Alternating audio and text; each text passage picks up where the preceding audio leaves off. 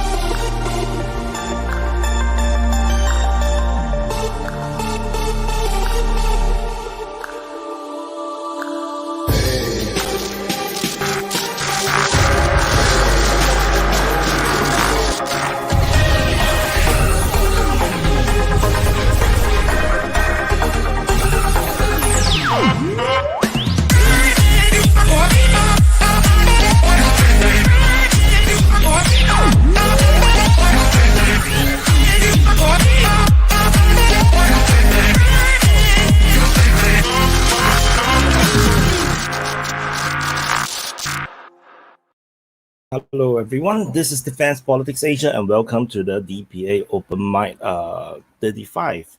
And crazy shit have happened over the past 24 hours, and apparently, as I semi predicted, events are really anticlimactic. And yeah, I haven't really dig a lot. I based on the information provided by the DPA Army, including global observers, the DPA Discord, and yeah, so no DPA Discord is run by mostly IV. So yeah, you guys should join the Discord if you have Discord, and also do check out Global Observers. They're doing a really good job. They are very new, but they are already one of my daily reads. So so the it's very funny. I just want to share before I start. The open mics, this stream in the open mic channel has already been limited monetization because of the word Wagner or Prigozhin within the uh, the title. We haven't even started, and immediately it was already given the monetization limitation. What the hell, man? But it didn't happen on the main channel. So yeah, I think because I share the open mic channel everywhere. So anyway, do subscribe if you are, especially for those that are uh, not subscribed to the DP Open Mic channel. Poland losers. Yeah, that's a bit random. Okay, so I'm gonna prepare the link to join. I shall not talk too much. I let you guys talk. If I want to talk, I will do another video. I can talk later. So okay, so let me drop the link to the live chat.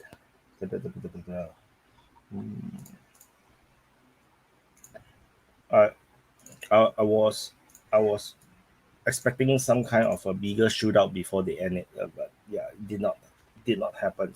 So that's kind of awkward.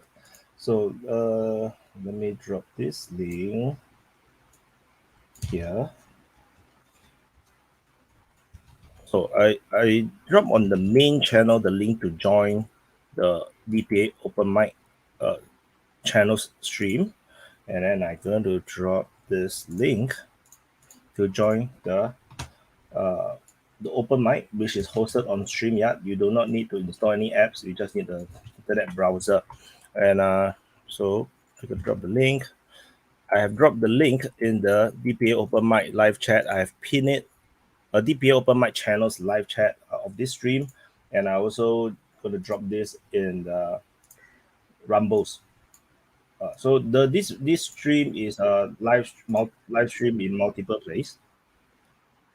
Oops.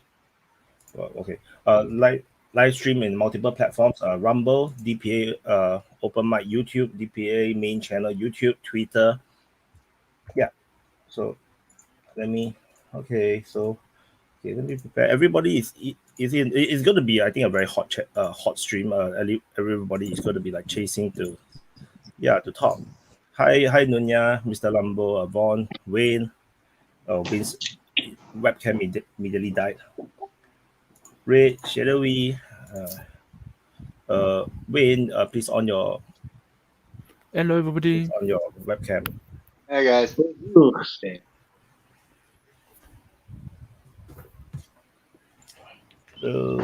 Hey, Wayne, are you there? Yeah, Wayne is back. I think we should probably start the show with getting Wayne's opinion on this, because he's a bit of it ain't over. Contrarian. My opinion is it ain't over. Okay, elaborate. I mean, would you trust Putin, Prigozhin, Shoigu, or any of these other people? That's a big problem. I mean, like, I can't see that any of these people can really trust each other.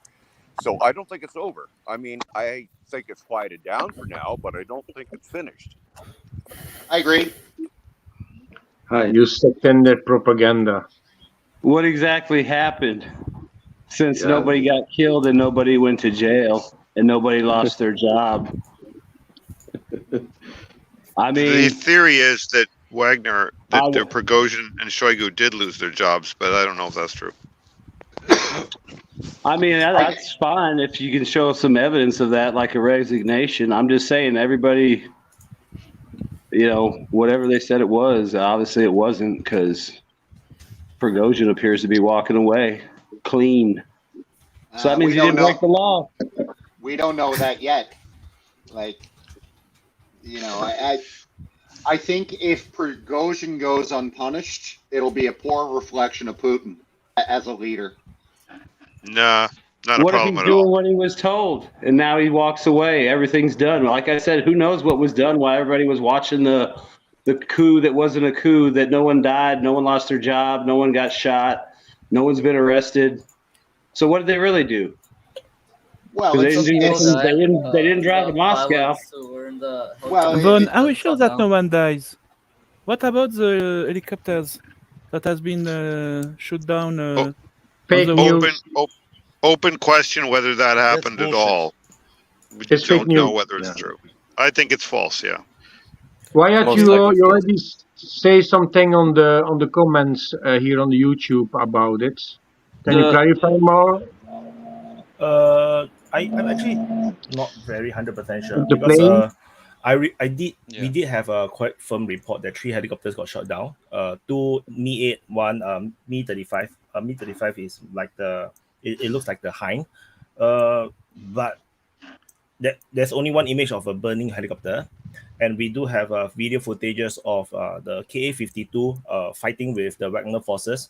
The Ka-52 actually barely avoided a surface-to-air missile, which I share on the DPA Telegram channel as well. So whatever I think is pretty credible or nice, I did put it on the Telegram channel. So I no idea. Today's stream. For those that are trying to join, I do know that I'm quite sure today is going to be very hot. A lot of people is trying to join. We already have like 2 drop off already. They haven't even started talking, and I want is Felipe new? Yeah, I'm new. You want to introduce yourself, and Sweeping Steve, is it new as well? Has Sweeping Steve come before? No. I'm Okay. I've been here, I think, 2 or 3 open mics ago. Yeah. Okay. Felipe, do you want to introduce yourself first? Swap me out Yeah. for however So- long to the back. Swap me out real quick. I got to go do something for about 10 minutes. Okay.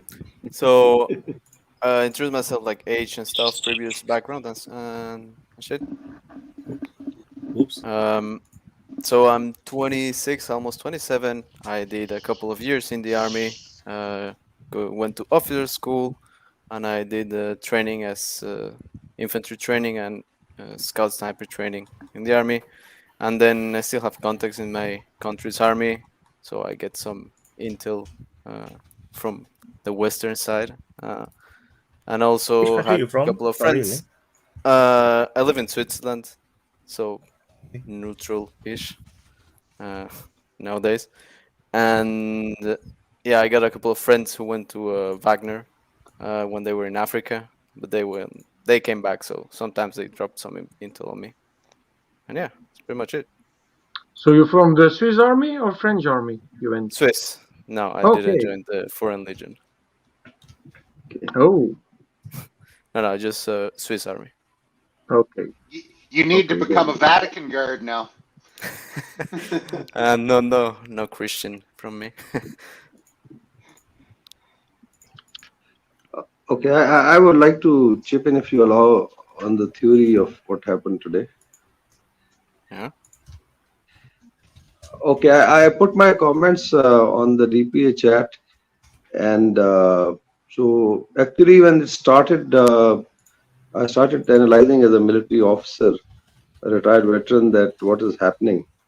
And I came up with 3 scenarios. First was that it was real, and Prigozhin had gone mad, and probably there's going to be some rough time. But I thought that even if he had gone mad, most of the lower cadre in Wagner would not fight the Russian military, because ultimately they take an oath of allegiance to Russian motherland. So it is going to subside very soon.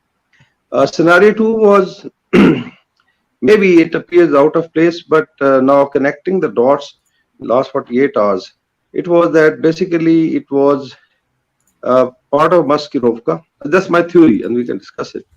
And it was to draw reflexive control from the other side, NATO and Ukraine. And I think that they were able to achieve. So if you look at the events, how they unfolded, one is I think there was no loss of blood. There are, some fake reports or some real reports that some of the helicopters were shot down. People were, still very comfortable in the streets of Rostov when the Wagner was there. And then looking at, let's say, if he was marching to Moscow along single road, it looked very, very absurd that how could, such a large column reach Moscow without getting intercepted. And so if this was Maskirovka, because in current times, the post-truth is very difficult to really deceive the other side. But in post-truth, since it was an info-ops theater, what Ukraine has become, it could have been part of an info-ops operation, I think, which was very, very successful, especially the culmination.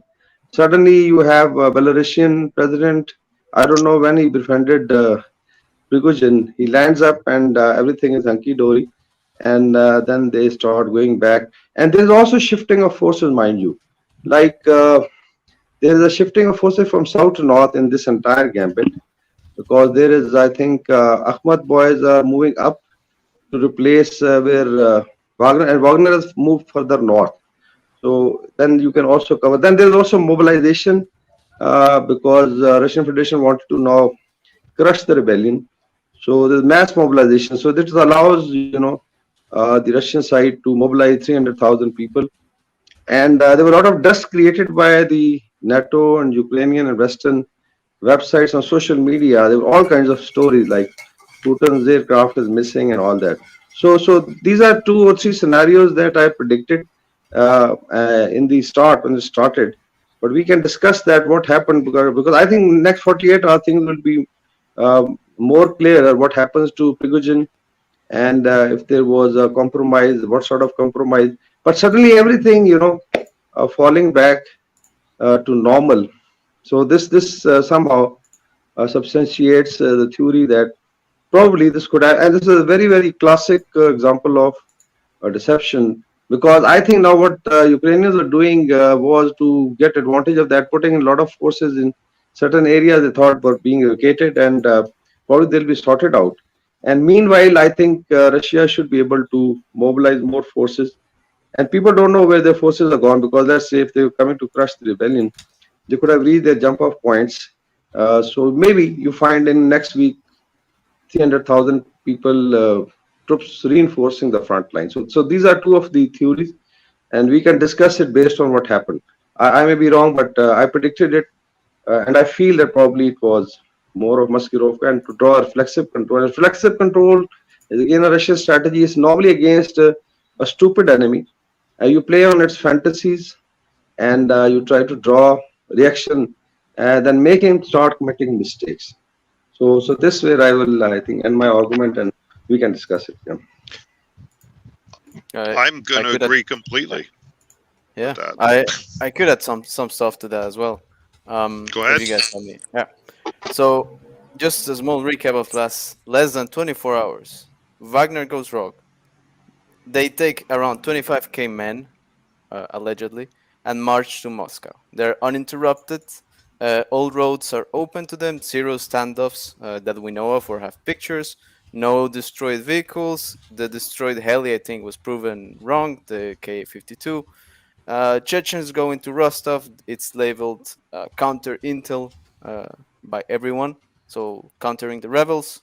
Deal is agreed upon, not by Putin, but by the Belarusian president. Always forget his name. The deal is made in less than 8 hours. Putin approves the deal in less than 8 hours. Somehow Prigozhin and the Belarusian president are best friends, and they got into terms pretty quickly. Wagner goes back to fight, according to latest Prigozhin statement.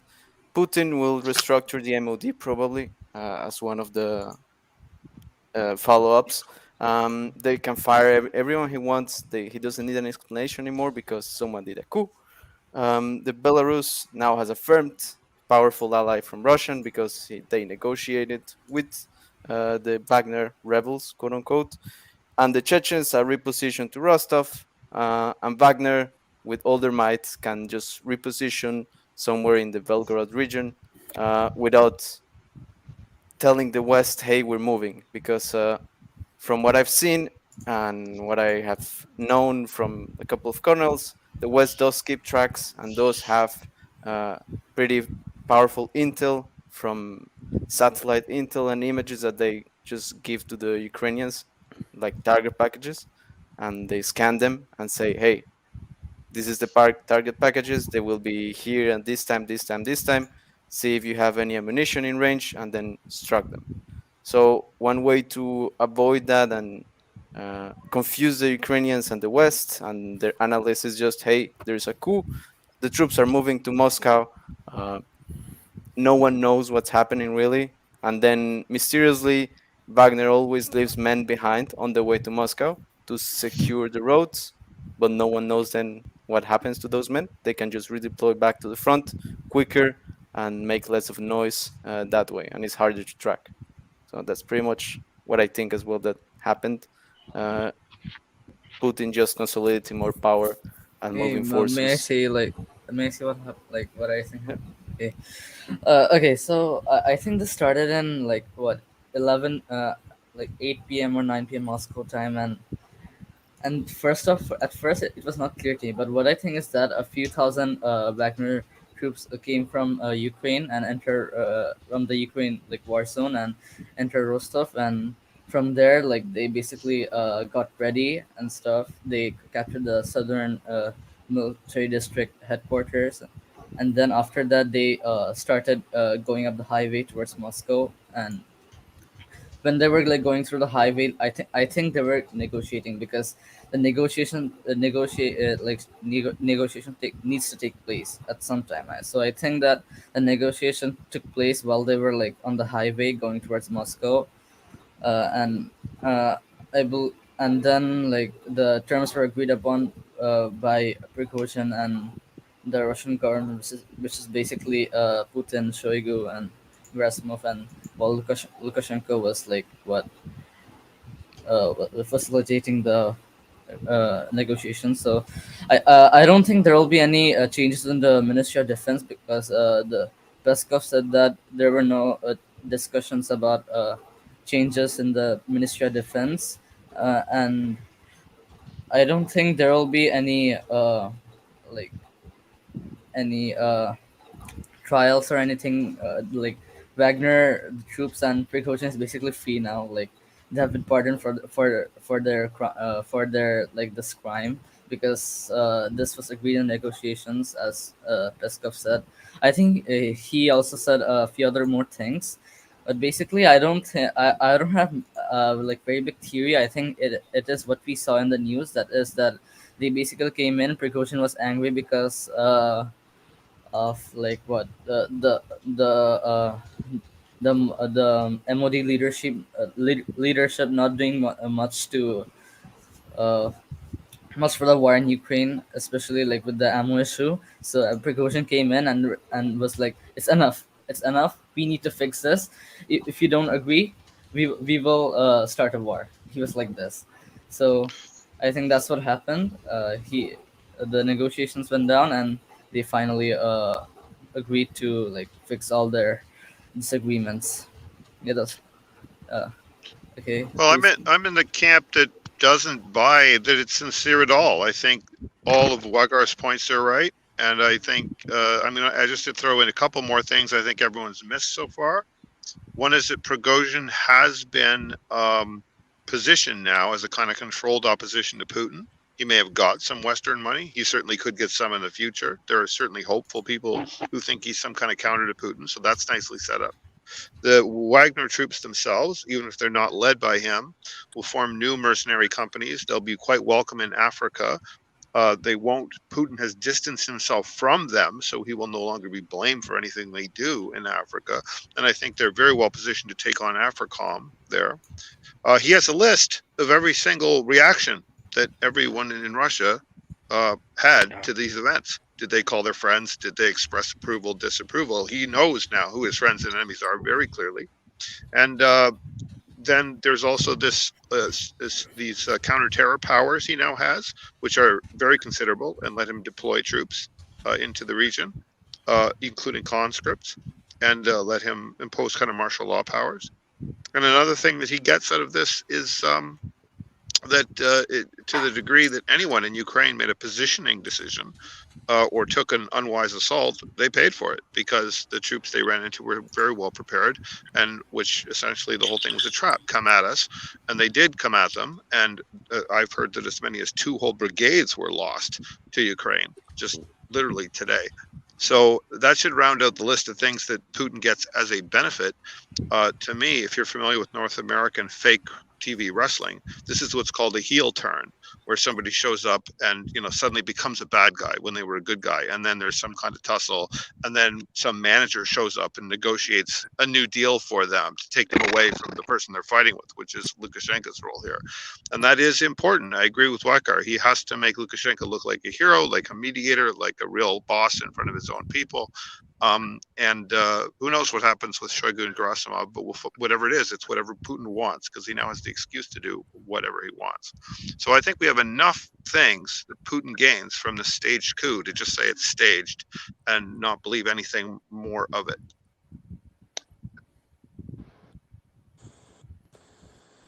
Red, is that your first open mic or not? At what cost, though?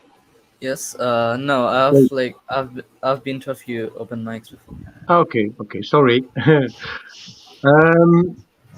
Ray have been around for quite some time already. For those that are wondering, right, Ray is one of the best fact checker that I actually know. He actually does very, very good fact checks. Yeah. Can I answer Nanya's question? I don't do it anymore. Okay, just before. I just wanted to answer Nanya's question. At what cost? I would say it's a negative cost. That is to say, he gained. You have to understand Russian politics here. He looks like the strongman. Even Ukrainian people understand that he looks like a strongman at the end of this. The people that are inclined to underestimate Putin underestimate him more. The people that are inclined to overestimate him more. And that's what he wants, a clear differentiation of friends and enemies. So I think he's gained out of this, and it's completely crazy to think that to jump in now and try to take advantage of some perceived division would be an advantage to the West. It's the most dangerous kind of trap. And as Wagner's pointed out, and others have pointed out, basically a lot of troops were moved around. We don't know their final destination. All of Wagner are going to show up in Belarus, and it'll be almost like no one's questioning that. And maybe they'll make it up to Putin by striking south to Zhytomyr and finally cutting off the 6 oblasts that they want Poland to take. So it could be anything from here. Positionally, could be done. And politically, certainly he has the power to do anything and take the losses from it, because the public support is with him and to end the war. So I don't think it cost anything at all. I think he gained from it. Okay, so let me just play devil's advocate for a sec. He's now got 150 million Russians who think that Wagner is as effective. Your mic died. He's back. Oh. I think I can answer your question. No, sorry. No, that was my wife calling. He effectively right now has a population who think that Wagner has turned on them. And they also have a president who presumably is a president who's willing to make deals with treasonists, right? That's how I perceive it. So I don't know how you overcome that. Well, actually, he has had a problem for a while that people that he wants to join the Russian military, sons of politicians, Duma members, academics, these people are trying to join Wagner right now, and he wants them to join the Russian regular forces. He needs to discourage the Russians from joining Wagner. He wants Prigozhin to go away and recruit Westerners, like out of the French Foreign Legion or something, or Africans. He wants a new recruit pool for Wagner, and he wants it not to include any more Russians, because the Russians need to join the real army. So I think that's just the cost you pay if you want to distance from that entity. If he looks forgiving to them, okay, well then they can make it up to him. They can go and destroy AFRICOM or something. I could say for the open front, the Wagner recruitment, they were recently looking for more translators for their trainers. So yeah, they're looking more into Western types of guys. More likely, maybe not Americans, but like Foreign Legion is more some of ex-Russian guys that go there that end up Yeah, I with think Foreign there Legion or are. Polish. So yeah. Yeah, there are foreigners in like Wagner. I think we have seen a few videos of like what Swedish, Norwegian like veterans fighting for Wagner. So I So I think heard Wagner is trying to go international. I think they're trying to like so form an international legion for Russia. because the rumors that I heard like months ago was that they have like like huge international legions within it, like whole battalion of English or the Americans or something. It's some ridiculous number that you cannot believe. Like yeah, but I can't tell if it's misinformation or if it's real. That was during the time where they have this recruitment. They want to recruit Americans at the time where they have all these propagandas flying all over the place. I mean, I know Yeah. because I had friends in there that they normally speak only in English. But yeah, they do have some more like units that are only English, but they're not deployed. As far as I know, in Ukraine, no, they were not deployed there. They were mainly used in Africa, or if you got some guys who spoke French, because in Switzerland you speak like either French or German, then they were used as well in Africa because some African countries speak French as native languages. There's another aspect of information operations, if you allow. If you look at how the West was, I think, building up information operation for last, I think, more than 1 year. So they were trying to fake successes, including induction of these leopards and so on and so forth. So I've always I think said it that Ukraine is being used as a big info ops theater by the West instead of delivering it on ground. And there was another need on now to debunk the Western propaganda. And this is classical, reflexive control. Now, reflexive control theory is basically a Russian strategy that you start playing on the fantasies of an enemy or the hostile side in a manner that he feels very comfortable. So this all thing, I think, if you look at how Western media, the social media, even mainstream media was playing, right from CNN up to I think BBC, then Le Monde, the German media, and especially the Ukrainian media. I think even the president was Zelensky. He was shown on social media. Maybe there were memes, but basically this was playing on their fantasies for let's say 24 hours and then debunk it abruptly that everything falls because there were a lot of hopes. I think there was also a news that probably US will not be putting sanctions on Wagner because they were liberators, and suddenly they realized no, it's Lukashenko has done some magic, and again they are back to be declared as terrorists. So I think the info ops machine of the West has suffered a lot because of this. Because now tomorrow, when the sun rises and everything is fine in Russia. So there will be a lot of question raised on the Western media because they've been playing, I think, this especially for their own public by zombifying and putting in this narrative of false success stories, I would say. And I think, as pointed out earlier, that probably Ukrainians have lost a lot of forces because they thought probably there was a vacuum and they could just get in. I don't know what has happened because we were observing that there were a lot of attacks by Ukrainians, at number of points. I think even they tried to recapture Bakhmut, so they also fell into the trap. So I think militarily also he gains. He gains in the information ops domain because he converts this absurd info ops theater now into a phantasmagoria for 24 hours, and then suddenly, the curtain is down and there's nothing.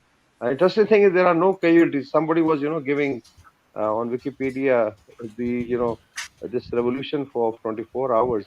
How it started, what was pit against what, and then he says everybody went home, happily to live hereafter. So I think this is again a dent. The other thing I think pointed out is uh, picking up the fence sitters. In war, normally you have fence sitters at your home and also in your allied countries. For instance, I think a position leader in Belarus was calling for some drastic measures, go and capture the Russian nukes and all that, and topple the government of Lukashenko. Then they were also calls to have mutiny against that's the Belarusian military. And I'm sure there were certain rebel groups within Russia which would have been identified because they saw success. And I think, as pointed out earlier, that these will be identified and probably taken out. So Putin will have, I think, a free run in the coming days. I'd like to respond to that because basically the contention was when the sun rises tomorrow in Russia, everything's fine. And I think that's absolutely wrong. I couldn't disagree more because basically they've had a coup attempt, and whether it was resolved through mediation or not, there's been a coup attempt. And there's obviously rifts in their command structure. They cause disruption to their front lines, to their logistics. Also, the things that Prigozhin said, he basically steelmanned the Western case against everything the Russians had said about the invasion. He basically debunked every single point of theirs except one, which was the Bush Gorbachev agreement, which I personally have never found any evidence for. But there's a problem because he's been, he's pretty popular in social media. He's everywhere, including in Russia. So him steelmanning that case is not good for Russia. And the whole, imagine I don't know if you're from India or Pakistan but imagine if something like that happened in your country, and think about your military. If a private military company in your country went rogue, started a coup, even if it ended bloodlessly, it's not a good look, and it's not good for your society. So, and then a second thing I wanted to respond to was the guy that said 3 brigades died on the Ukrainian side. That's I don't care how straight-faced you say it, it doesn't make it true. And everything you say after that is just unbelievable. It's Scott Redder level BS, honestly. Your point is well put though, Whacker. We shouldn't be listening to CNN or ABC or, whatever the German news either. I mean, obviously that's why we come and listen to DPA. We want straight facts, right? Nothing is usable from CNN or any of these institutions. That's why the information space has become democratized, and there's so many people listening to Wyatt. And I agree with you there. I don't think people, if this is truly a psyop, they haven't thought about that reputational impact of Putin and the leadership. And that's why I can't believe that Russia would agree to such a psyop, which is why I don't believe it is a psyop. I think this is Prigozhin went off the reservation. There's certainly a lot of indication the last 6-7 months that he has been going off the reservation. And I think he finally put his foot in his mouth one time too many. And he's been warned one time too many. And this is them putting their foot down and saying no. Now, whatever deal has been worked out, I think remains to be seen. I think if a deal has been worked out where Prigozhin doesn't go in handcuffs, then I think it's a bad deal for Putin because it just shows weakness of a leader. So I think we'll just have to wait and see what the details are. Yeah, for me, they just went to a boot camp they did the team building. They went there for fun. No, not really for fun, but it's not logic. Prigozhin talked to Putin 3 days ago. We went there 2 days ago, something like that. So they had a good conversation, and 3 days later, that's not logic. And everything we saw today, we had today a voice chat on the Telegram that was for 9 hours. We saw everything, funny things happening, unlogic things happening continuously. 25,000 troops coming, not true, it's impossible. Try to move 25,000 people in one time, very difficult. Beginning, the reason with the attack in that camp in that forest is also fake. It's like a big movie that they made just to change, to take the attention, that's what I am thinking, the attention completely to Rostov, and they can prepare something else to the front because everybody watching Rostov. Then they are saying they're going to Moscow. Did you Google the distance between Rostov and Moscow? You can't even do that in one day. It's impossible. With trucks, It's with a, the it's a tank. different force. So the one that is heading from how I look at it, Yeah, the one that they was did that heading towards also. Moscow come from the north, from Luhansk. They exited, so they actually even take the photo of the border guards that did not want to engage the Wagner forces. Is around 140, they say 140 troops that was holding the border. So I believe they entered from the Luhansk region. The Belgorod is a totally separate force.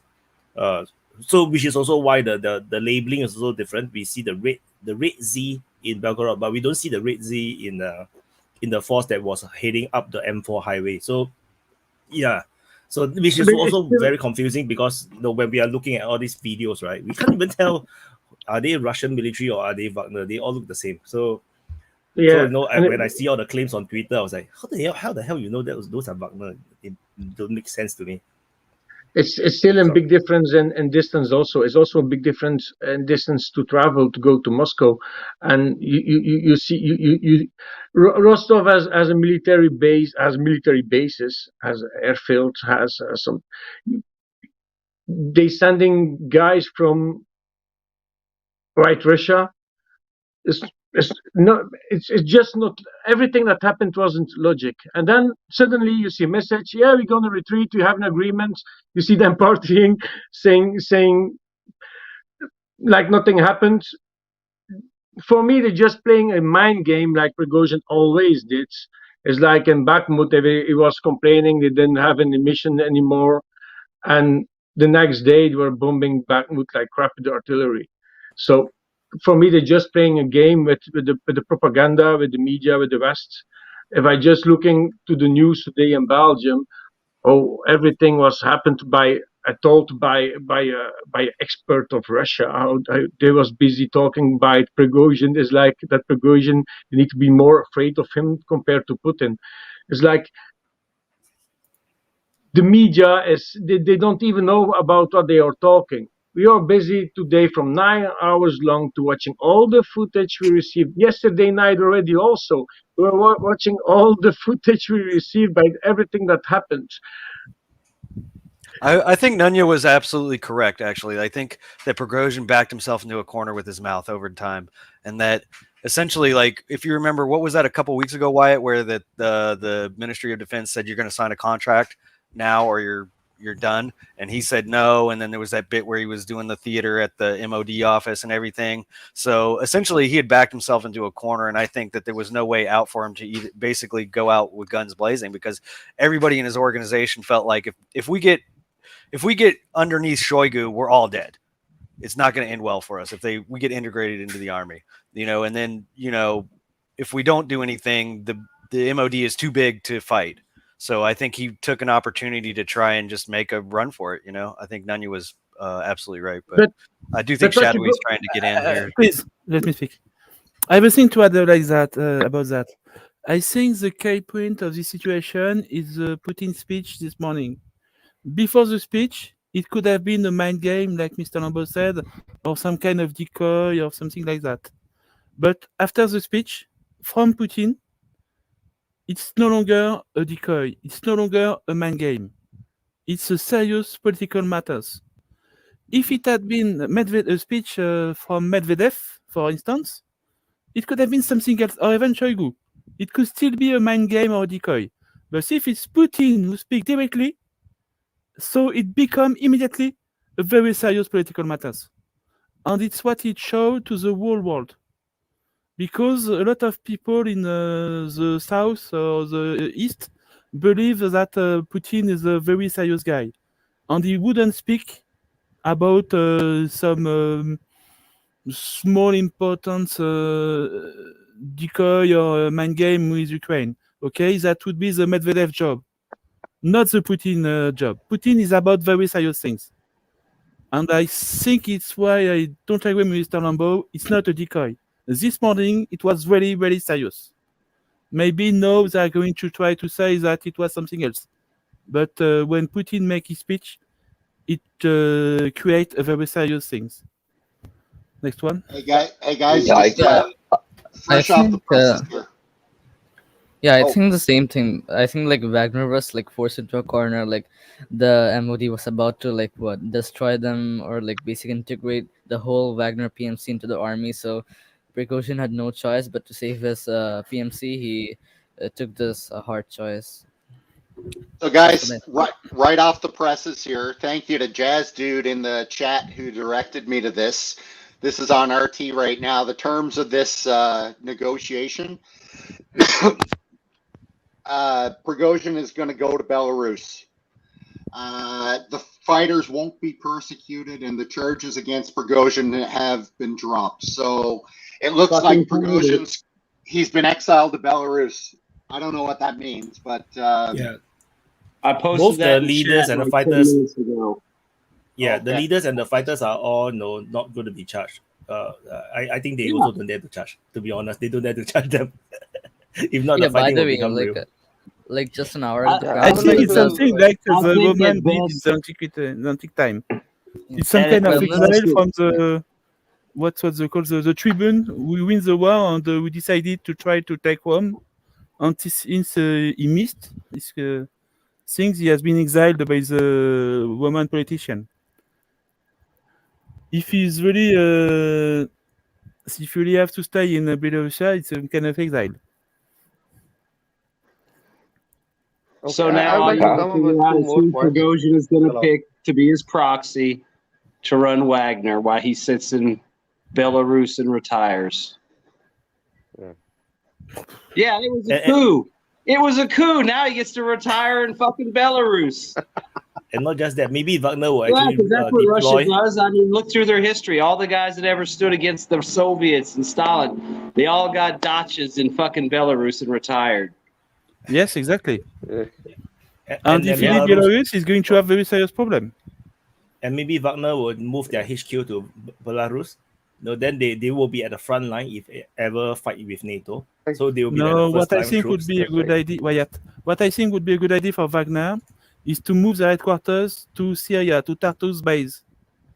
You know the Russian port in Syria. They could move They their already got the headquarters place there in and St. focus on Petersburg. Asia, Middle East, Near East, and Africa.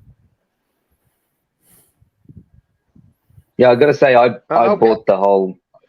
I was skeptical as well. I mean, but once that Putin speech came, then I thought I started to rethink what was going on. So if it is a psyop, it had me fooled. So that moment when Putin called him a traitor, that's when it had me fooled. I was up all night following this, so I'm not going to stay on. So Wyatt, you can take me up. But first, I want to say, Draku, last week you got on here and you rocked out with your Glock out. So I just want to show you what I got. Yeah, this. Yeah. No, Hey, but has anybody said what's question. happening to the fighters themselves? Are they going back to the front lines, getting integrated into units, or has anybody said that? Okay, so part of the part of the Wagner forces that did not mobilize by Prigozhin, that means when Prigozhin asked to rebel, right?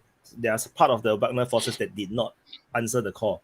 So these will be will sign the contract integrated within the Russian military. The rest of the Wagner forces will currently is returning to base, so they'll be going back to where they came from. What will happen to them, whether they will continue to fight in the war, is another story altogether, because I'm not sure if they can trust them anymore in that sense, or maybe they will be already deployed out of Ukraine and conduct wars in Africa and something. So because there is still a lot of things happening over in Africa. They'll probably vet the guys, and the ones they can keep, they'll keep, and then the ones that want to leave, they'll let leave. I mean, because we got to assume that a lot of the guys weren't really privy to the big picture that Prigozhin may or may not have been trying to do. I still think it was an administrative argument between the chain of command. I think that's one reason why he's walking away, is because it wasn't a coup. It was an argument between Prigozhin and some generals, and he made his move and played it. I mean, he's going to fucking Belarus and retiring. I bet you he don't lose none of his money or anything. I agree with you. It He wasn't walks a off into coup. the sunset as a It hero. wasn't- His last big accomplishment was what, Bakhmut? Yeah, Russians just don't let people walk off into the sunset, though, man. That's not their style. No, but I have He's a going to question Belarus. I mean, for Von and Felipe of I the mean, other militaries if he and dies the from like chat. radiation poisoning in a few years, then yeah, maybe they weren't really going to let him go. But I mean, if he literally goes to Belarus and you just hear about him every now and then or whatever, I mean, he's probably fine. We're going I to mean, the fall fact on that his he's out from balcony in a Georgia and few going to weeks' time. Belarus, I mean, he obviously didn't break the law, or whatever he did wasn't bad enough for Putin to care. No, so what I, I mean, think do is you that really think most likely KGB how Putin is gonna has a heart for even a friend? they will I mean, my belief is they will eventually arrest every one of them 100%. Is they cannot do it now because these people are armed, they are together, they have a doctrine. It's going to take years. Slowly, one by one, they take them out, one by one. This, they can find crimes on them. Slowly, when the moment they disband, they out of the Wagner, suddenly, they get abducted in a back alley of in Moscow. That kind of thing. They will not do it openly because that will just trigger rebellion within the Wagner, and then the fighting will become real. Even though it's just 25,000 troops, it's actually very tiny. Is when compared to the entire Russian military. But listen, do you think? Yeah. Do you think? I mean, I think they'll vet everybody, but I don't think they'll pick up everybody. I mean, they might pick up like they won't. NCOs Only the and commanders. officer types, but I think they'll just vet everybody. And if they can trust, if you're just a regular guy that got in a truck and drove, they're probably not gonna bar you from service. But the higher up guys that probably should have known better. I mean, if that's what even happened, what if nothing happens to them? I mean, what if everybody walks away and, the guys that want to stay can stay, the guys that want to leave can leave, and Well, it's not a nothing ever benefit happens? to the Russians if 20,000 soldiers are off the roll in a day. You know what I mean? Like as is, they probably 30 to 50,000 guys that they can't guys fight will this re-sign week. contracts, but a lot of guys will probably just leave. But the Yeah, thing but I wanted to ask all you guys, the reason I came here to hear your guys' opinion is what do you guys think? Like, say they do fire Shoigu and Gerasimov, is that a benefit to the Russian cause? From a Russian Probably. perspective, are they better off if Shoigu and Gerasimov I'm get sure fired? about one thing. It's not beneficial when you do it under obligation. If Right. it was part of a plan to restructure, to reform, it would be a good thing. But if you do it because Prigozhin tried to make a coup, it's a bad thing. Because you have no I backup don't even know plan, you why are they not get fired. restructuration plan. It's obviously a bad thing. It's your weakness, not strength. Yep. I think Okay, it's I a would like to highlight miscalculation 2 from. points. But Okay, Maka, go first. Okay, can I I first like to ask highlight Maka, Okay. very short, because it's just a question because I want to ask Felipe and Von, guys that been in the military, if you're doing a coup inside the country, far inside the country, with 25,000 people, how long can you hold without getting new supplies? I'd say Wagner, as they organized, Very difficult. they rely more in trains, so not too much if they need to move a long way. So the move to Moscow from whatever region they were in near in Ukraine was a bit iffy. It must have been planned a lot. If you want to move a simple convoy like 150 kilometers, you need 6 to 10 hours if you want to move them quickly. And that's not mechanized troops, so you need to be on basically infantry fighting vehicles that are wheeled that you can use on the roads. If you want to use tracked ones, you need to transport them by train because they consume a shit ton of gas. Or yeah, you need a train station. So the moment they want to stop you, they just blow up the trains and you lost your armor columns. So it's not a lot. There You now normally they would did just by truck. yeah. If you go by I mean, truck, all they could you do, normally don't they announce would it. fight. Go into a city, take the parliament, take the president, and then you announce the coup. Not just announce it before. If you announce it before, normally you want to Yeah, negotiate. usually or you talk see to like the people. units moving through the streets and people don't know what's going on. Then the coup's announced. Yeah. So It's not like, hey, take pictures of us while we pose next to this BTR and aim our guns at this building. I mean, there's May- like in that one video, there's a lady standing there with like a huge balloon bouquet. Why That's was already a guys- reason I why would we're like to going come to up do with groups like the that. give me a minute. Yeah, I would like to highlight too, because I think this question is very fundamental at how they could organize a coup. One is, I hope you know what was lying in this Rostov on Don. It's a military district. It's a huge command with controls two fleets. I think one in the Caspian, one in the Black Sea. It has three armies. Where each I don't know how many thousands of. So there were three combined armies headquarters, and I'm sure all troops are not committed with Ukraine. So and if Wagner is trying to do a coup with 25,000. Militarily, it is absurd. Number one. Number two, you start marching through a road to Moscow.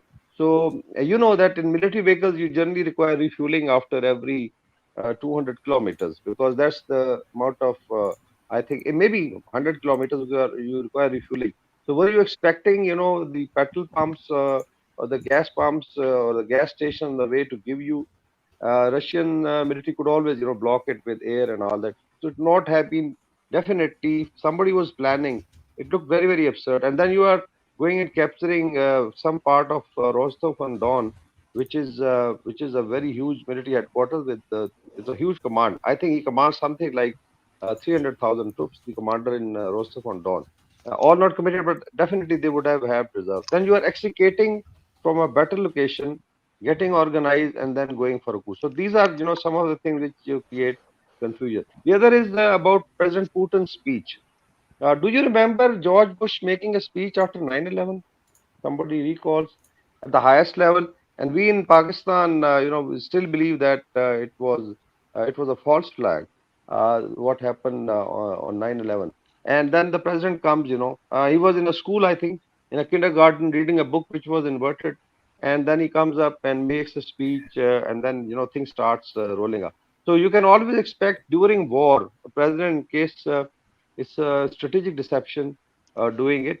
So maybe I am wrong, but I still feel that somehow this coup thing and then settling in 24 hours, yeah, and nobody is killed. There are no casualties, and suddenly everything is hunky dory. So I still feel that it is part of a very large, and it has given a lot of benefit as we have discussed.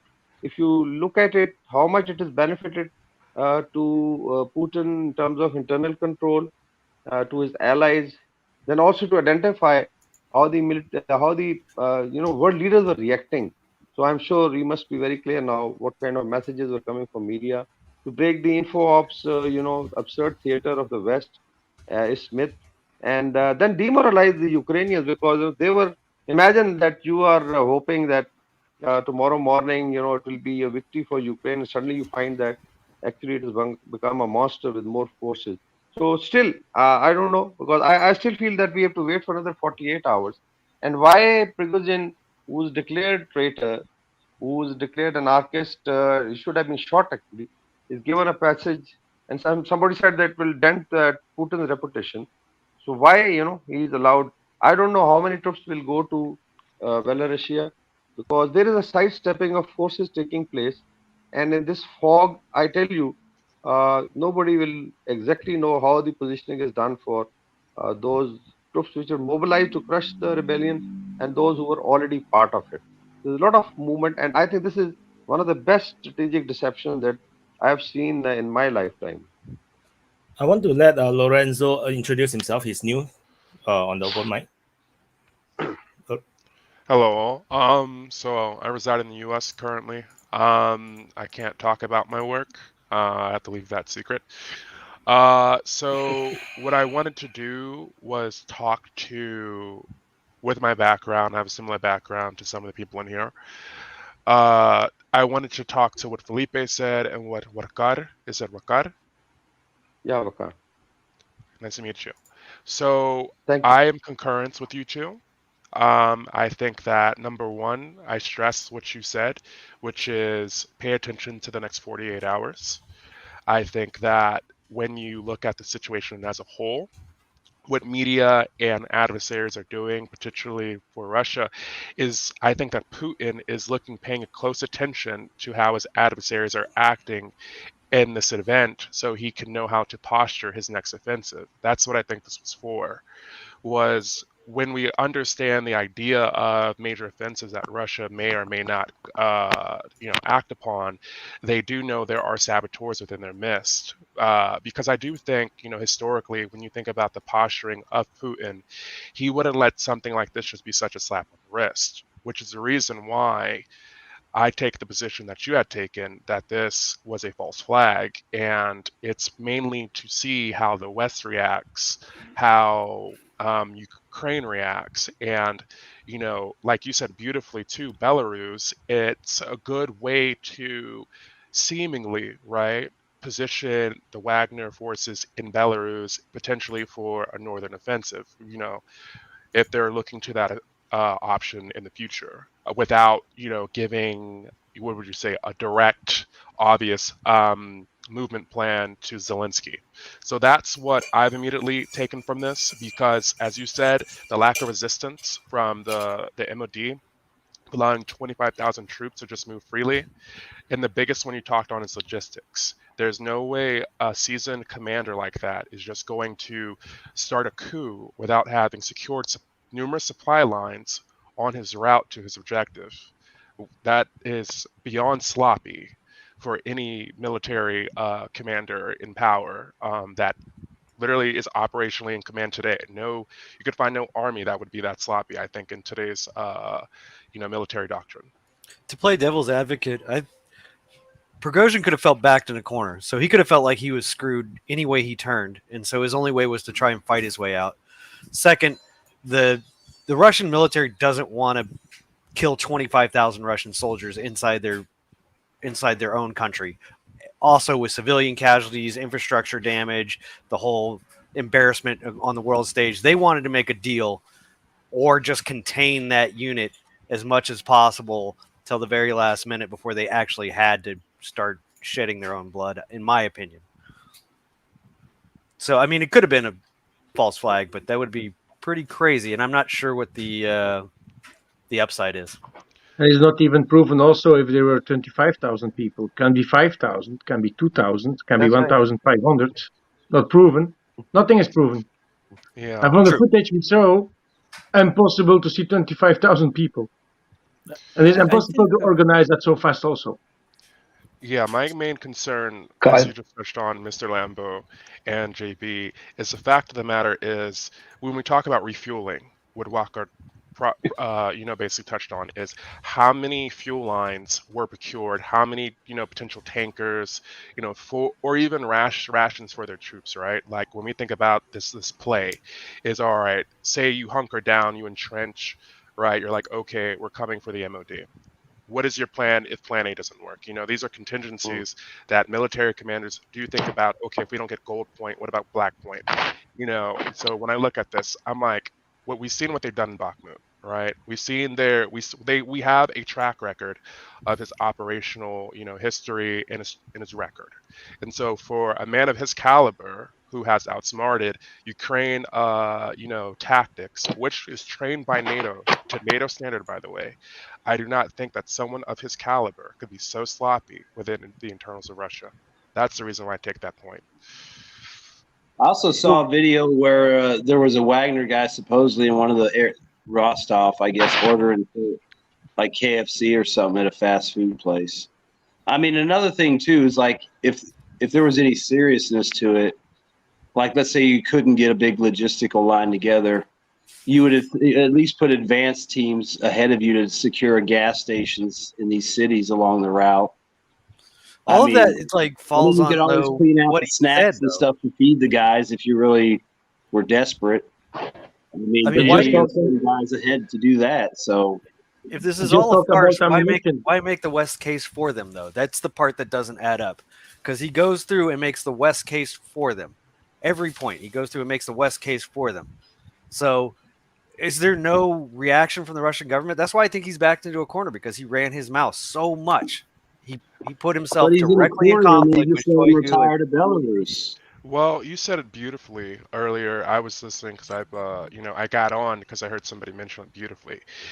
That I think here looking for, when we talk about these sanctions, right? I think Putin has a beautiful way of getting money, right? We talk about these sanctions. If Wagner is offered, a package, half now, half later, in terms of a coup or intelligence, I think Putin is fishing for those channels that may have potentially already been there and that could possibly pop up behind the scenes to entice his PMC and be like, okay, these are the bad actors that I know that have been actively working or could potentially are trying to work now that they see this hint of weakness against me. Right, we know that the operational command of a lot of special forces to create insurgency forces, right? That they're there to create, internal strife, and so that's what I think they may have been fishing for. You said they made the West case for them. The West is already, if you're in the West, right, you already know the media has already fundamentally been on this narrative since the beginning of this war. The narrative has not changed in the West.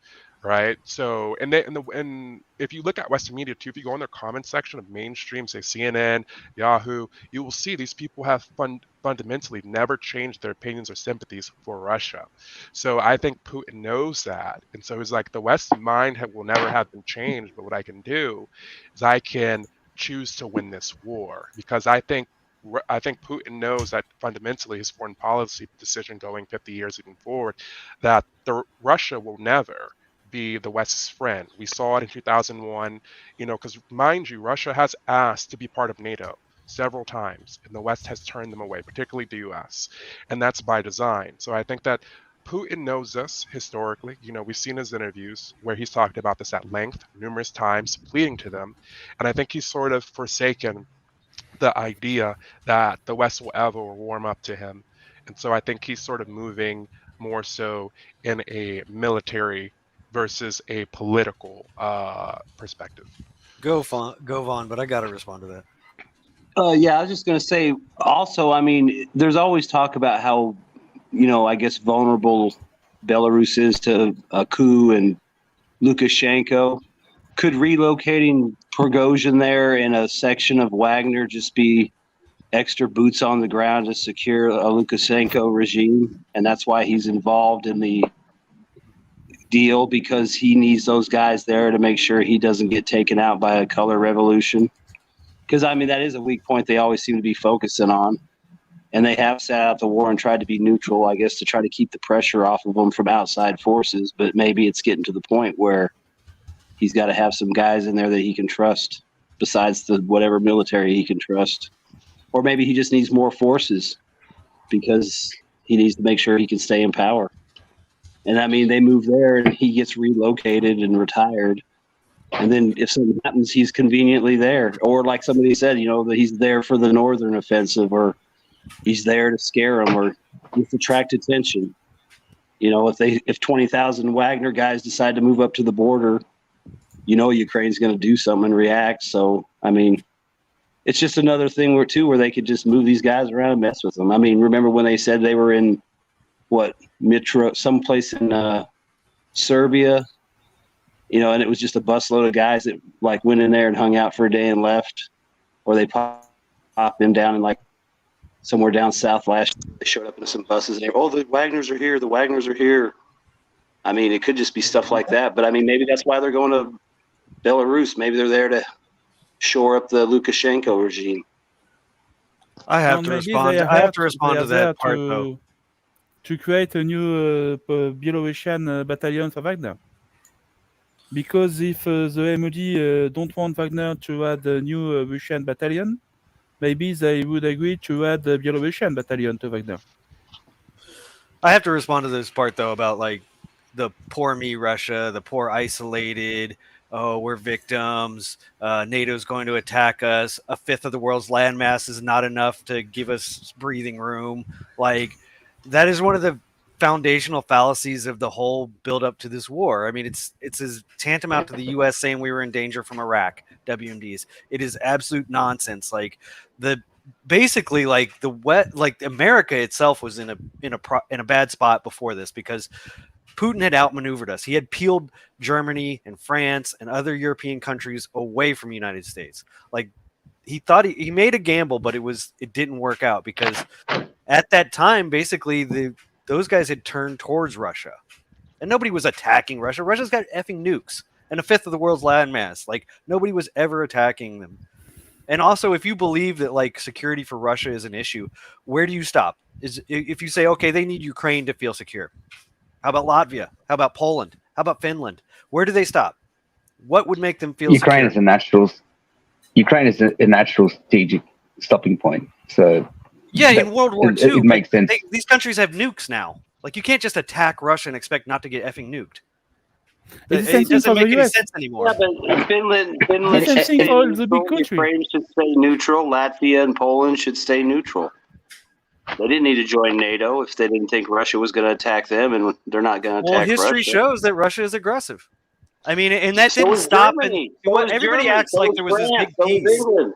Everybody acts like there was this big peace when the wall went down. Like at the same time, Russia was attacking Chechnya and Georgia, and there was all kinds of things going on. Not that the United States is any kind of innocent. I'm not trying to make that case, I but think like, it's the worst of all.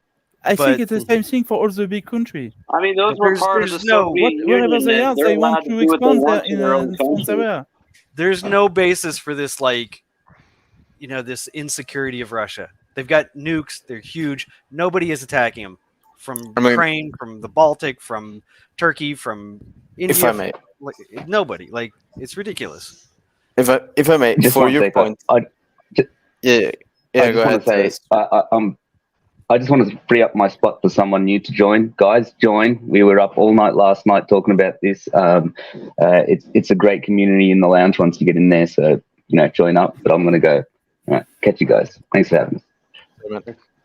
Bye, So, Steve. JB, just to tell you a bit, like, my opinion, it's not that the Russians, they feel weak or threatened. No, they just want the same thing as the US have wanted for like forever. Is just expand their zone of influence, expand their political influence throughout the world. It's not that they feel threatened by NATO. No, they don't care. They care about NATO, but they know NATO is just the US. Yeah, And so the let's other talk about it in partners those of terms. NATO Let's talk is- about it in those terms. All of us. Yeah, Like, yeah, exactly. They're only concerned in the resources that are in Ukraine, as well as the West. The West doesn't give a damn about Ukraine other than it's wheat, it's gas, it's steel, it's manufacturing, cheap manufacturing. As Poland gets less inexpensive, like both sides, we just need to talk about this as people in reality and not fall into these traps where we're like, don't forget the NATO geostrategical- was encircling You Russia. forget They're the too big. geography and the strategic. What's that? There is the Black Sea port. But they already got it. It was a fait accompli. It was a fait accompli. It was already done. So why why February 2022? It's a fait accompli. It's already done. You're mistaken something. The problem is Maidan. Not 22. It's Maidan the problem. The beginning is Maidan. I don't know. I disagree with it entirely. Like, you stay out of Okay. people's internal affairs. We should stay out of Syria. That's an internal affair. Okay. They should stay out of Ukraine. That's an internal You affair. disagree with 2014 or what? I disagree with Russian intervention in Ukrainian politics. Okay, so what do you say when Yes. Ukraine wants to interfere what in about Russian Maidan? politics by threatening to kill their population? Is that not a action? Is I that don't even not know an what action? you're talking about. I mean, that's too far down the rabbit hole, man. You've been on too Really? many websites, man. Really? Like, November 15th, 2021. Zelensky that steps is up way- and says, we need a way to protect ourselves and build up our military that we can use against Yeah, the 'cause there's- Donbass. because there's Russian troops on their soil. No, there was Well- not. Prove it. Link it in the chat. This is up. There's a public chat. You link it. You can link this. You can link these sources, bro. I've been following this thing from the beginning, man. Oh man, dude! I guess you're the only one. No one else here has been following anything. We're all just Alan. absolute fools. Alan, may I? Please. So JP, you said you've been following this since the beginning. When we talk, what's the beginning to you? Is it 2000? Was it 2020, 2021, 14, 08? Because when you talk about the Ukraine and Russian animosity, that goes back since the 1920s. It goes And further than that. It goes, yeah. And so what I want to position this as is we do know Azov Battalion is a thing. I do want to put that out there. But to get back to the interventionist thing is we do know that everyone's fighting for spheres of influence. And the biggest thing is when we talk about these proxy wars, you mentioned the Syria, the Afghanistans, the Ukraines, we do know that Article Libya. 5, Libya, great example. We do know that Article 5 of NATO allows for the US to install military bases under that article. We do know that. So when you say, oh, we shouldn't allow this, we shouldn't allow that, we do know that that would enable for the US to put military bases at Russia's borders. We see it right now that China is taking steps to put a military base in Cuba as vice versa, a la Taiwan, right? And when we go back to the 1960s and we talk about Bay of Pigs, we talk about JFK. JFK, because RFK just said on record, right, his nephew, said that my uncle believed that we should not intervene in the in the meddling of other countries. He did not have an interventionist foreign policy. If he believed if a country wanted to be communist, it should be communist. Unfortunately, we know the powers that be do not believe in that. They believe in the military-industrial complex. We have an interventionist policy that's been running since post-World War II. And when you are a superpower and you see that, you know that you talk about these buffer states. Quite frankly, you need to have a counterance, a balance. And this is what I think, DPA talks about quite well, is the US is tyrannical. We had Madeleine Albright in 95, 96 talk about 500,000 Iraqi children dying and saying it was worth it. We literally committed genocide and we just swept that on the rug. And then we look at this war and say, oh, they're killing Europeans. I'm like, what about our actions? What about our war crimes? The world sees it, right? I think Janet Yellen just admitted de-dollarization has occurred by 8%, I think, since the pandemic or roughly this war has started. Because the world is like, we're tired of the US. We're tired of your rules. We're tired of your tyranny. We're tired of you bullying everybody who doesn't agree with your way of life or your spheres of influence. And we want to pull away from you. A lot of people are seeing. Okay, you covered a lot of ground there, so you got to give me a chance to respond. First of all, where the thing in Ukraine, like you can go far back as you want in history, but if we, for this context, we go back to, what is it, 93, when they signed the agreement that made the United States and Russia guarantors of Ukrainian sovereignty. Mm-hmm. That means we are both legally guarantors of their sovereignty, their borders. So we've both abrogated that, but Russia has invaded. They invaded. They didn't have so to what invade. about No, Maidan? wait, no, you're already skipping. You're skipping. What about You're skipping Minsk 1 and 2. Where did those just fly into the wind for you? Did those not happen? No, even Maidan. Can we first introduce Gabriel, please? No, hold on. Yeah, hold on. I actually agree with Lambo. sorry. Let's introduce Gabriel. We're sorry we're getting so heated. We'd like to hear from you. I agree with you about U.S. policy. In retrospect, you can see that it would have been a better idea to let communist countries be communist.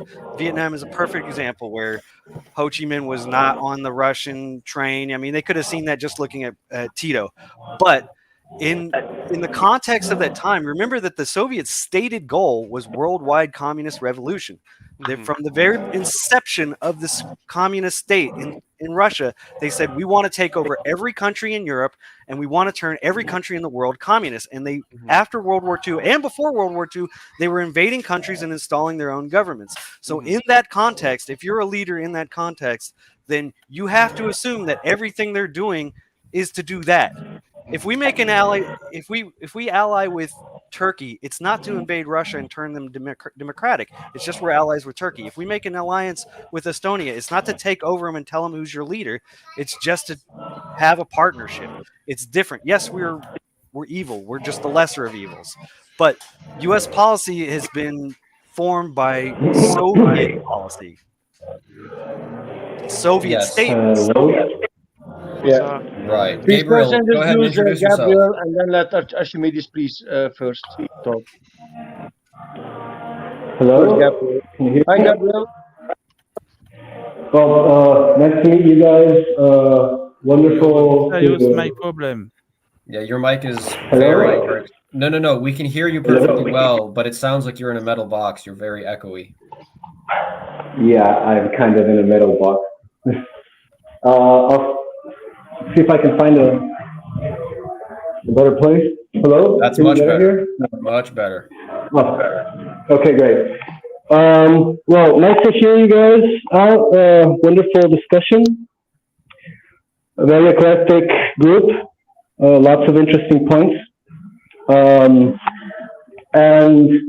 Well, it's interesting that you're discussing right now the Cold War roots of the whole geopolitical confrontation we're observing right now.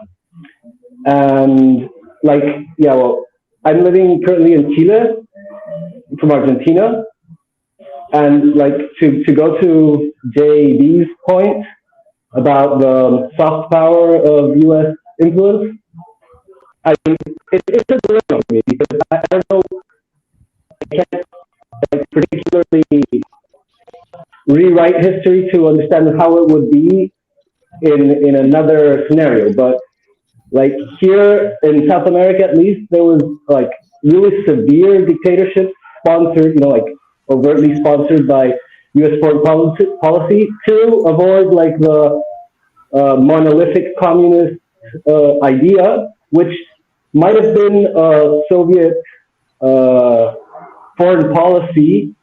It's not exactly visible in the world.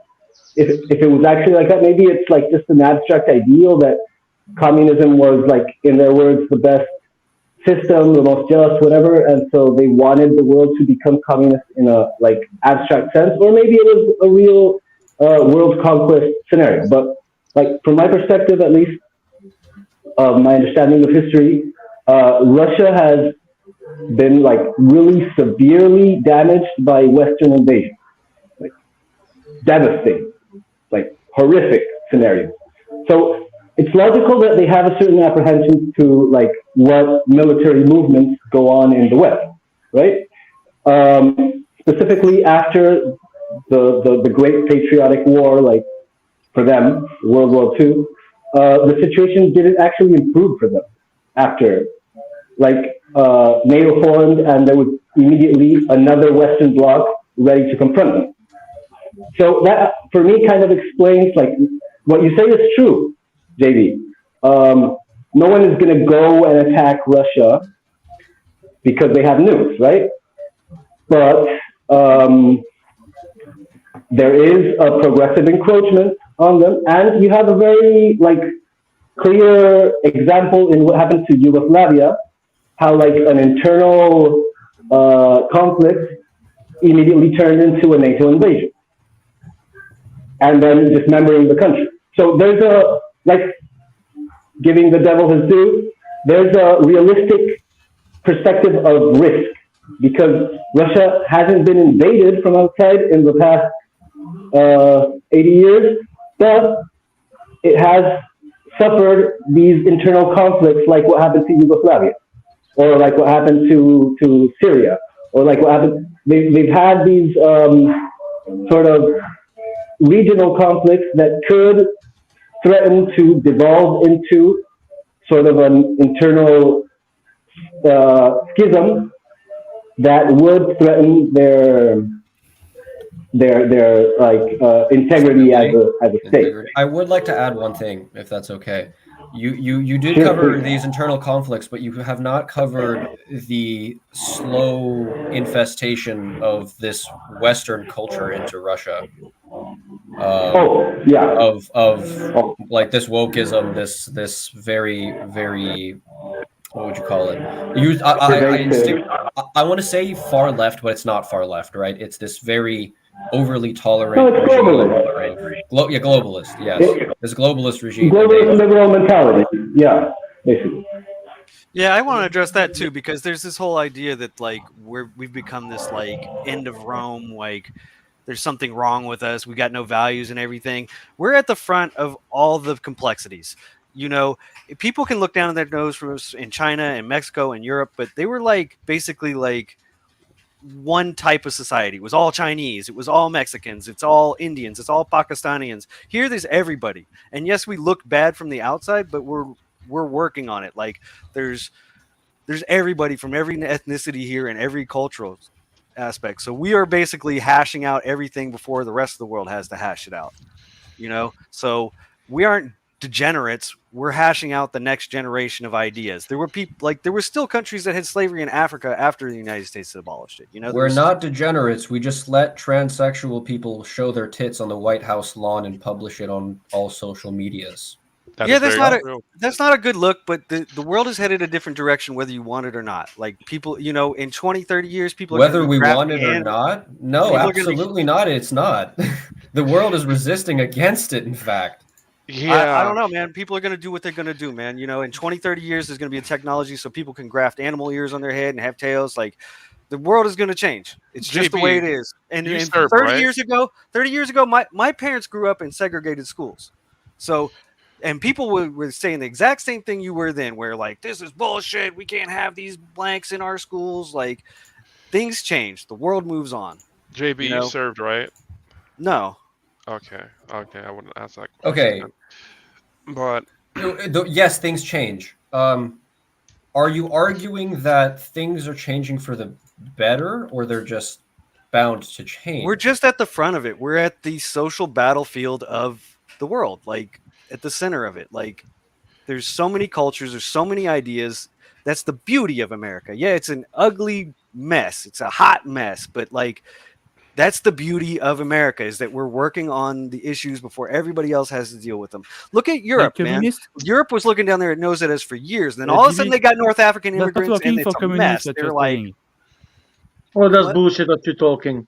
It's You not look, suddenly. you sound like a globalist, bro. Yeah. no, they're rioting and protesting and not wanting to live with them. Like, they just never had to deal with it before. Look at Brexit. Like they had a bunch of immigration and they didn't like it. Like, Yeah, and look how many homeless people you have on the streets in the United States. yeah, it's a hot mess. I'm telling you, but And they fucking we're figuring prefer it to out. invest in We're Ukraine than not figuring it out. people. We have a corrupt, utterly corrupt political system that only helps themselves and allows the average people to suffer. That's not working it out. That's allowing the average man to suffer while the That's political because class makes people money. keep voting for the Bidens and the Trumps of the world. Quit voting for those JB, people. Vote for somebody else. Like, you know what I point mean? out some glaring Who else is cultural there to vote, issues? man? It's either What? Biden or Trump, right?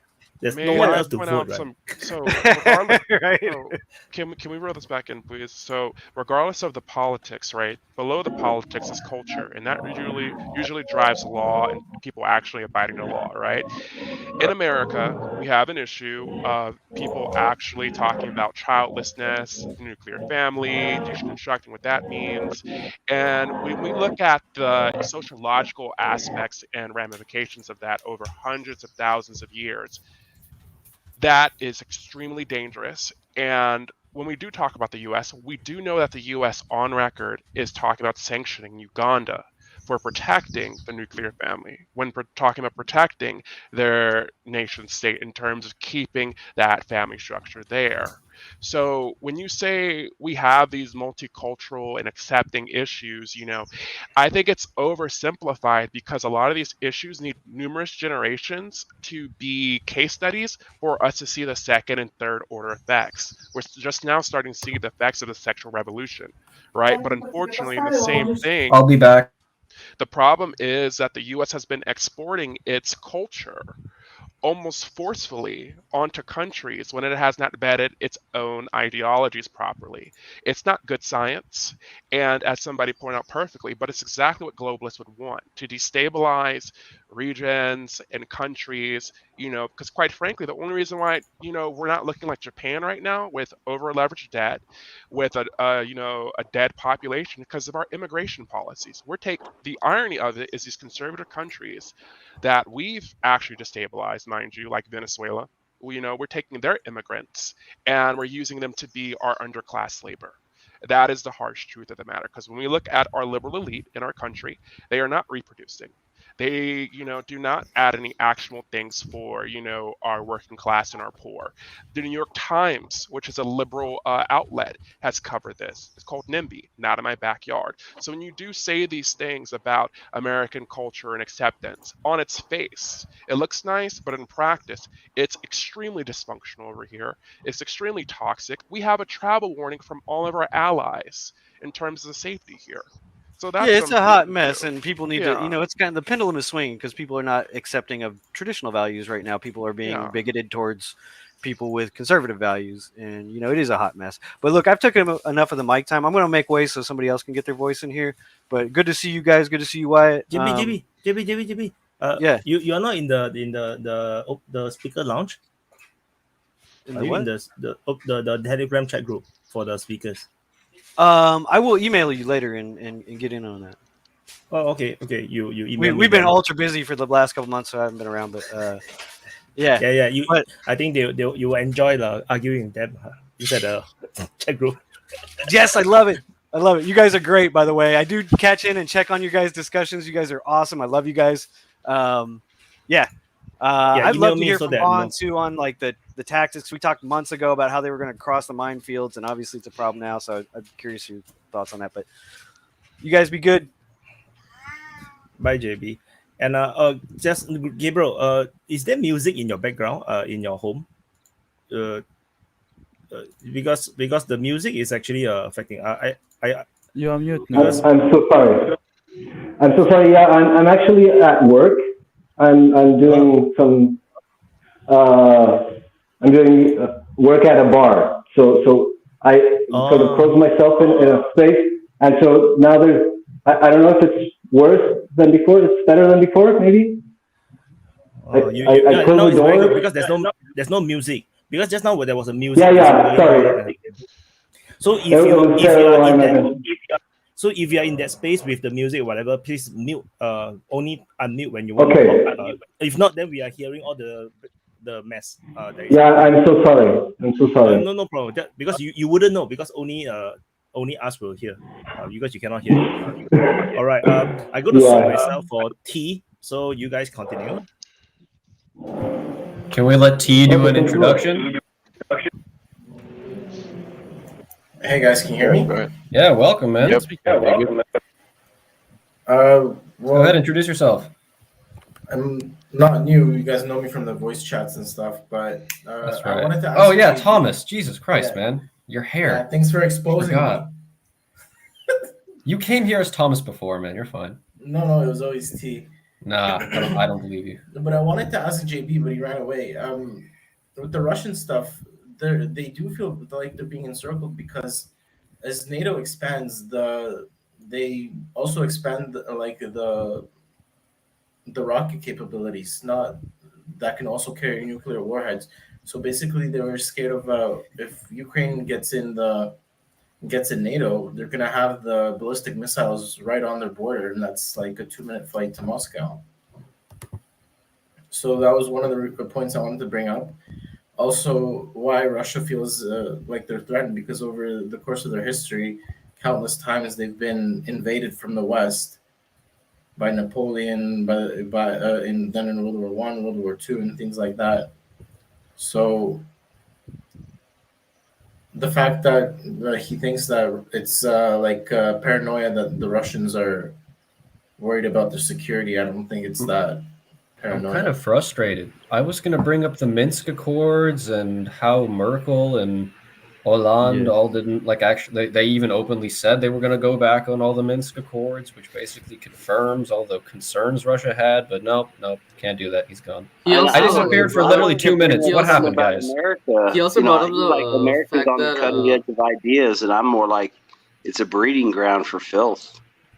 I mean, I think the United States never been so worried like now. One of the most powerful nations in the world. We exploit that power to export that filth all over the world. I mean, all these immigrants that are coming, they come from countries where it's normal to have a mom and a dad and live in a house and have a job, or at least try. How do you think my parents feel? Right, my parents came here in the 90s. Right, one of my parents has already moved back, and the other one is like, yeah, this isn't the country. Well, that's what I'm saying. I mean, it doesn't matter what country you're from, or if you're from Africa, it might be a different standard of living, but it's like, hey, if I have a roof over my head and I can sleep safely at night and my family's safe and I can eat, that's where all these people are coming from, even if they're poor. I mean, they're not like, but the thing is, they come here and they realize their family is not safe in the most fundamental sense of that word. But I mean, he acts like these people come here with these ideas and all these ideas are getting mixed together. It's like, no, they're the normal people coming here. It's like white American liberals that have nothing better to do than think of something disgusting to do with their time. So they just come up with ideas because they have all the money in the world and all the power. So if I could cut in, do you guys want to keep talking about this stuff in the US? Because I know we got really derailed. We were talking about Can we talk about Can we talk about what If JP said? if someone wants to talk about it, I'm not going to cut you guys off. So can we like talk about what JB said? I'm done. If everyone's done, I'm cool. If Red wants to say something, Red wants to say No, it something. was like JB was saying that NATO won't go to war with Russia because like they have nukes and stuff. But you guys are familiar with the first strike nuclear strategy, right? It's basically Are you talking about MAD or First Strike? Okay. Yeah, basically, it's basically a country's ability to like defeat another nuclear power's nuclear arsenal very quickly, so they cannot like retaliate. So I was like thinking about that. Like, I think that NATO, like getting closer to Russia, they might be planning on a first strike policy in case a war breaks out. So that's what I was thinking. You guys can Nuclear submarine has killed the first strike ID, I think. There's honestly so many ways you could look at it. I don't know. When it comes to nukes, right? The whole argument about this country has nukes, so they won't do this or that, right? I don't buy it, man. I really don't buy it. Why does conflict still exist, right? If you're going to fight against someone who has nuclear bombs, why would you fight them at all? Therefore, why are we even in a place where war exists? You can just get nuked, can't you? And I think the problem is not through invasion from outside. It's no longer going to happen because even when Russia tried to invade Ukraine, it's very, very hard, okay? Because immediately a lot of countries are going to help the invaded country, and it's going to be a very big mess. So invasion is out of the table, I think. The way to destroy a country is from inside. You have a better luck with Netflix than with your own army. Yep. And you have to use NGO, you have to use a political party, basically Navalny and the NED. Shadow.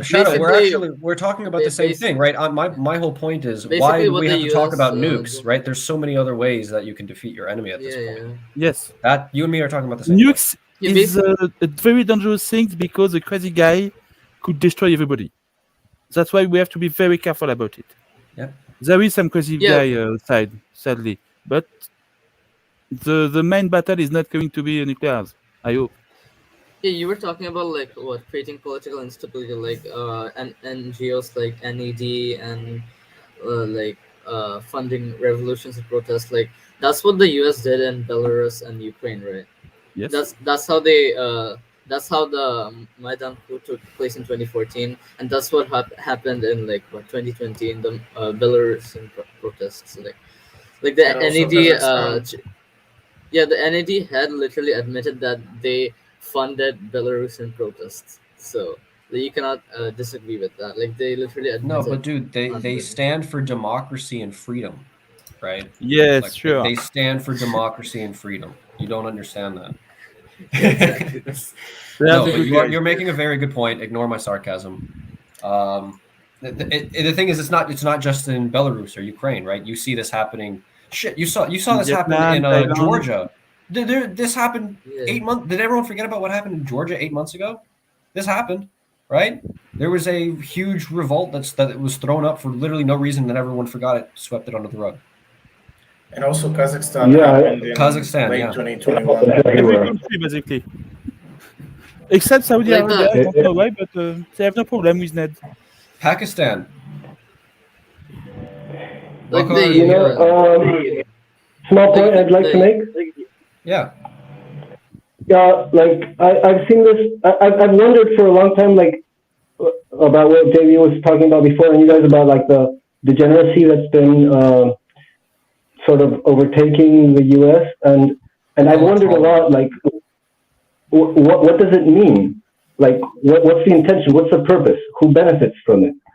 And because one part is what JV was saying, that we're experimenting with a lot of different social options and tolerance and whatever, but it's too far pushed. It's here it's become really popular in South America because culture is contagious, especially from the major cultural exporter of the world, which is the US. So here it happens too, but you see what's going on over there, and it's like way far fetched. It's like totally blown out of proportion.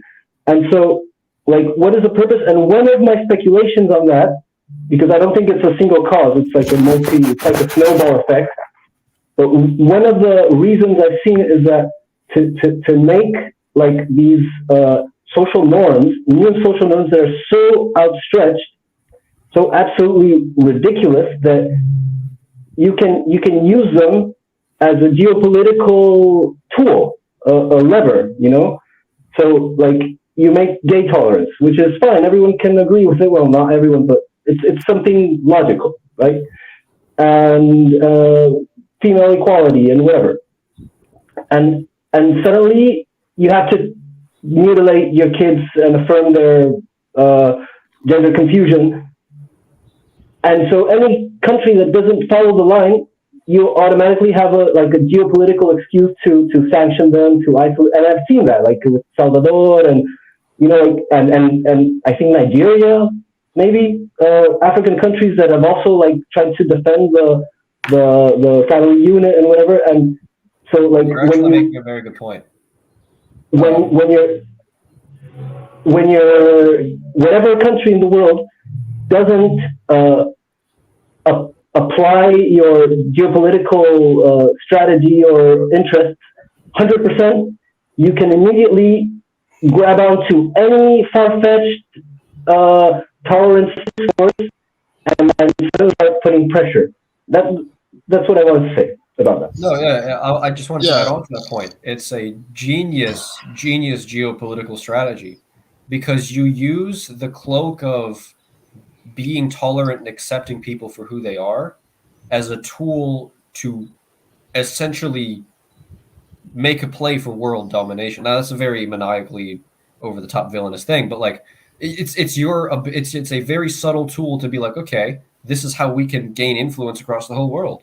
Yeah, right? I think if you totally deracinate a society where they have nothing else but the government to look towards, and you control the government, well then you de facto control that country, right? So what the United States has done by spreading the global homo agenda, whatever you want to call it, they've basically just I'm the oldest, certainly the oldest American here. I can say that, in my lifetime, I can't believe, I'm living in clown world here. I live in the United States, and, JB called it a hot mess. Well, I think it's a lot worse than that. I mean, you go to any major city in the United States and you got little children being exposed to, these freaks exposing their genitals in broad daylight and performing gay BDSM acts in broad daylight. And this is something that is not only allowed, but literally encouraged and also funded by the government, whether it's local, state, or federal. So this is complete insanity. And the whole idea of once a society loses the basic foundation of humanity, which I think Lorenzo was talking about earlier, that the idea of a nuclear family is kind of the structure of how human civilization managed to exist for as long as it did. Once you take that away, there's nothing left. It's just a house built on sand after that. Yeah. Okay. Hi. Can I I came on to address two things that JB was talking about. I'll address them in the opposite fashion, because the first one is easy. He said that America is this huge melting pot where you have to deal with all the different cultures, whereas China is full of Chinese, India is full of Indians. That is one of the most ignorant things I've ever heard, because China is not full of Chinese. It's full of people that to you look like Chinese. There are 200 ethnicities in China. There are hundreds of ethnicities in India. They are all different groups of people. They just so happen to live in this geographical spot, right? You can't just say. Yeah, but sure, you all look the same to us Americans, so it doesn't matter. I know. If you want to play, I can play devil's advocate on that, right? Because I've actually argued with Drew on this before, and I came up empty-handed. But like the logic would be, you're ruled by a mostly single, racially undiverse class of people, right? Which in and of itself may be false, but that's how it's sold to everyone here. So that's where this idea that's how comes it's sold from. to you. But the way I like to see China is basically it's a Europe that's combined. You look at the landmass of Europe and the landmass of China, it's about the same. So like Fuzhou and Beijing is as different as France and Germany, you know, and Chengdu and Sanya is as different as the UK and Italy. They're totally different cultures. They just happen to many thousand years in the past combined into one political entity. So when Europe eventually combines, if it happens, combines into one political entity, then it will become like what China is today, one government for the whole of Europe that is bound by geographical barriers. To the east, there will be some mountains and steppes. To the south, there will be a big desert. And just like China, to the south is a big jungle. But it takes a very lot of time. Yes, but you can see the similarities. I'm not saying that it's going to happen. I'm just saying see the similarities. Okay, my second point is this idea that he has that what was I going to say, that the U.S. is actually the how do I start this without pissing a lot of people off? Okay, from a person outside of Asia, outside of the West, Europe, US, North South America, and Australia, people that's living in, for example, Russia, China, India, Southeast Asia. When somebody from the West says you are not a threat to the rest of us, all we do is we look on a map and what do we see? We see Europe, 2 continents, North South America, 3 continents, Australia, they have been invaded, genocided, and killed and infested with Europeans. Africa, a continent that has been colonized by Europeans, and the 3 remaining holdouts, which is India, which was colonized, China, which kind of was colonized, but they kind of fought it off, and Russia, which was invaded like 3 or 4 times in the past and never got. So these are the original civilizations left: India, China, and Russia, right? That are still holding out. And from a person that's living outside the West, we see this as a continuation of hundreds of years of Europeans trying to take over the whole globe. Well, let me make one point about that, because Russia is also part of the European expansion, or the expansion of, we could say, white people around the world. Russia did expand into the steppes. And I mean, if you look at Russia 500 years ago, it was not, in fact, they were a subject of the Mongols, right? And then they went and they expanded most of the space of the old Mongol Empire. And more recently is when they expanded into the regions of Central Asia. And the broader point there, which is that at the end of the day, states are not people. Okay, this is not Mean Girls, right? These are states. There is no law above states. The states are higher than religion. They are higher than every armed force. Okay, there is nothing higher than the state. Everyone is an asshole when you are a state. Everybody is an asshole to everybody, and that is the law of the world, right? It's all about power and nothing else. So when going back and forth, oh, Americans are so rude to Russians, and Russians are so scared of America, and Europe really likes the values of, it's all bullshit. Okay, at the end of the day, it's about who has the power to impose their will on the other countries in this world, and that's what's happening. That's all that's happening, and I think we really got to stop talking about this like we're watching the Kardashians, because we are not. We're watching geopolitics. No, but people under these countries are not responsible for what their states are doing. For example, you cannot go to an American and say you're a genocidal asshole because the guy didn't kill anybody. The responsibility needs to die with the individual. It needs to be taken on by the individual. Tell it to the Black Lives Matter in America. Because they're blaming me for genociding their people. And I think they should. Right? Yeah, it's an internal matter. I think someone owns the responsibility of his own history, of his country.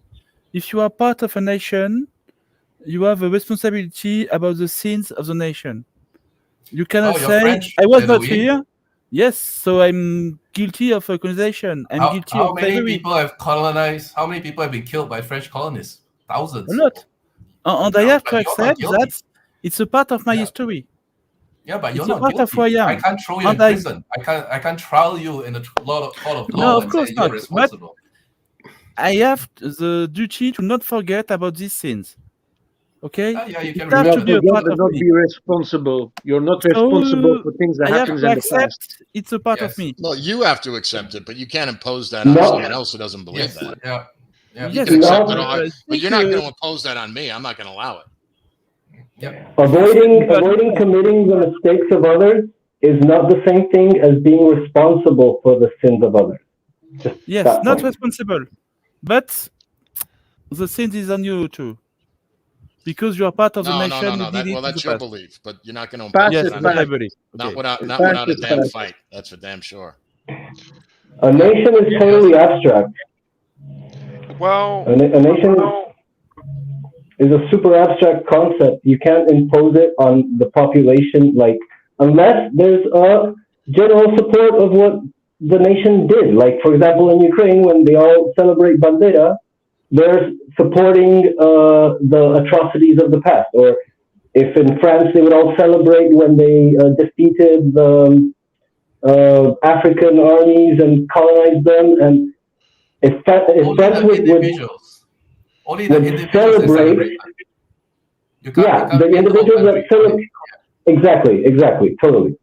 So yeah, we have the responsibility of learning from the sins of others, but we don't have the responsibility of the sins of others. Okay? Well, that's a very loaded topic in itself to talk about, and I think that would be like a whole long form conversation about the nation versus the state, because those do have, in my opinion, well, at least in the U.S., concrete definitions when we studied from an academic lens. A state and a nation are not synonymous, so anyone with half a Yeah. brain gets that, right? I mean, how many nations are there within the United States and Canada? I mean, every quote-unquote indigenous or Amerindian tribe is its own nation, yet it exists within the state. Yeah. So a state and the nation are not synonymous. They can be, but not always. Certainly And not in then- the United States. And then, too, to touch on the second point, because I don't want to flesh it out too much, but you talked about individualism versus collectivism. Depending on the culture that you ascertain to, you will live life through a collectivist lens or through an individualistic lens. So when we say that I do not believe that I am responsible for the sins of my nation, other nations may feel differently about that, and in turn feel they are responsible for their nation, i.e., you could make the case for Han Chinese people. They feel that they are responsible for each other, or even in a lot of Asian cultures, right? You will see that with Japanese culture has heavily, had that historical precedence of, quite frankly, if your son embarrasses you in public, then your whole family pays for it. So I think it's a important point to highlight that it depends what nation or culture that you're engaging, to keep that in mind. I think it will serve in your best interest to do that versus saying what should and shouldn't be like if you are traveling in the future. Well, I've said my piece, so I'm gonna peace out. See you. See you, Drew. Thank you. Great to hear you.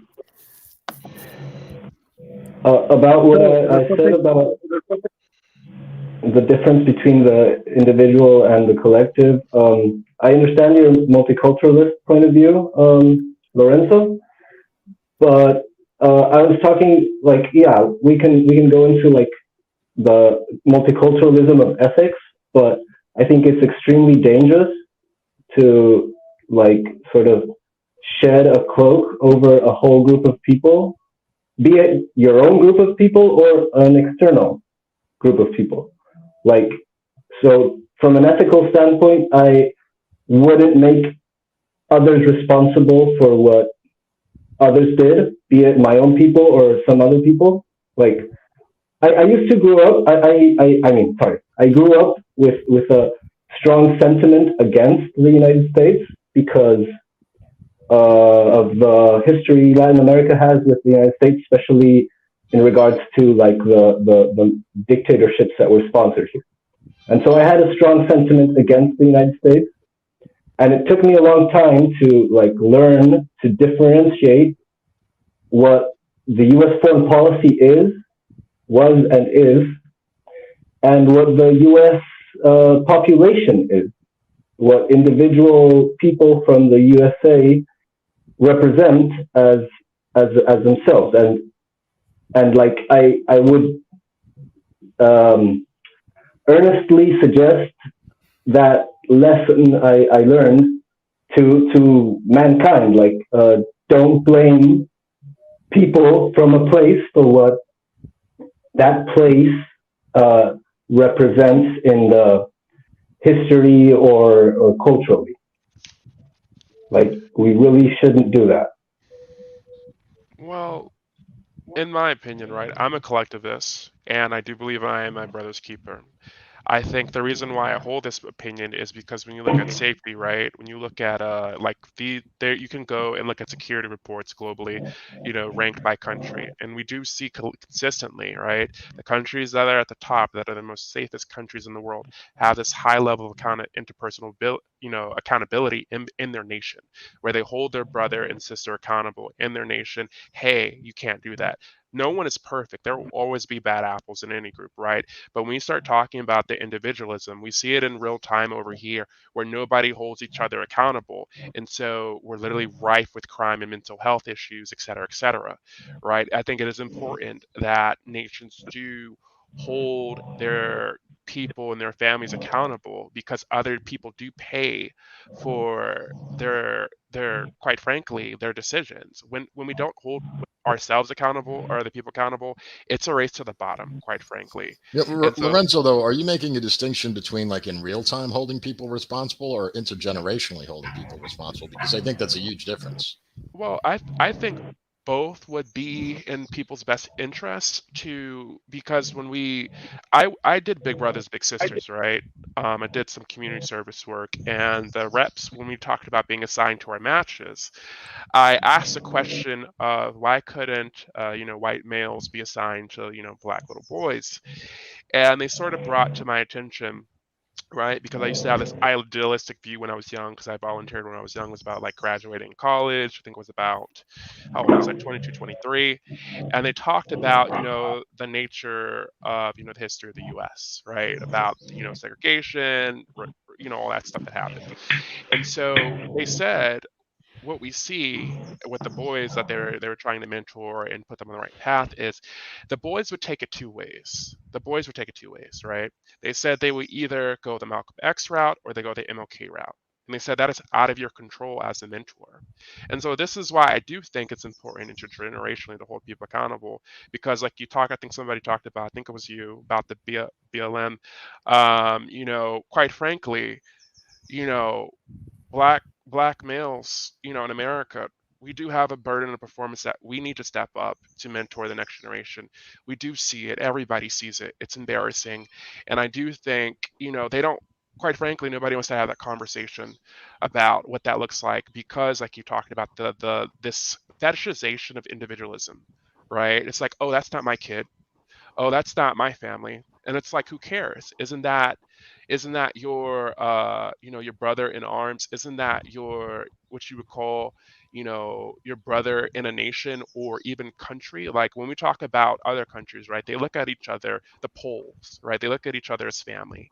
Or if you go to African nations and you go to, say, an Ethiopia, right, they look at you with a sense of warmth. Like I've had numerous friends that were Eritrean, that were Ethiopian. They tell me these things in real time about how people view helping, assisting, holding each other accountable in this idea of nation building and state building as a whole.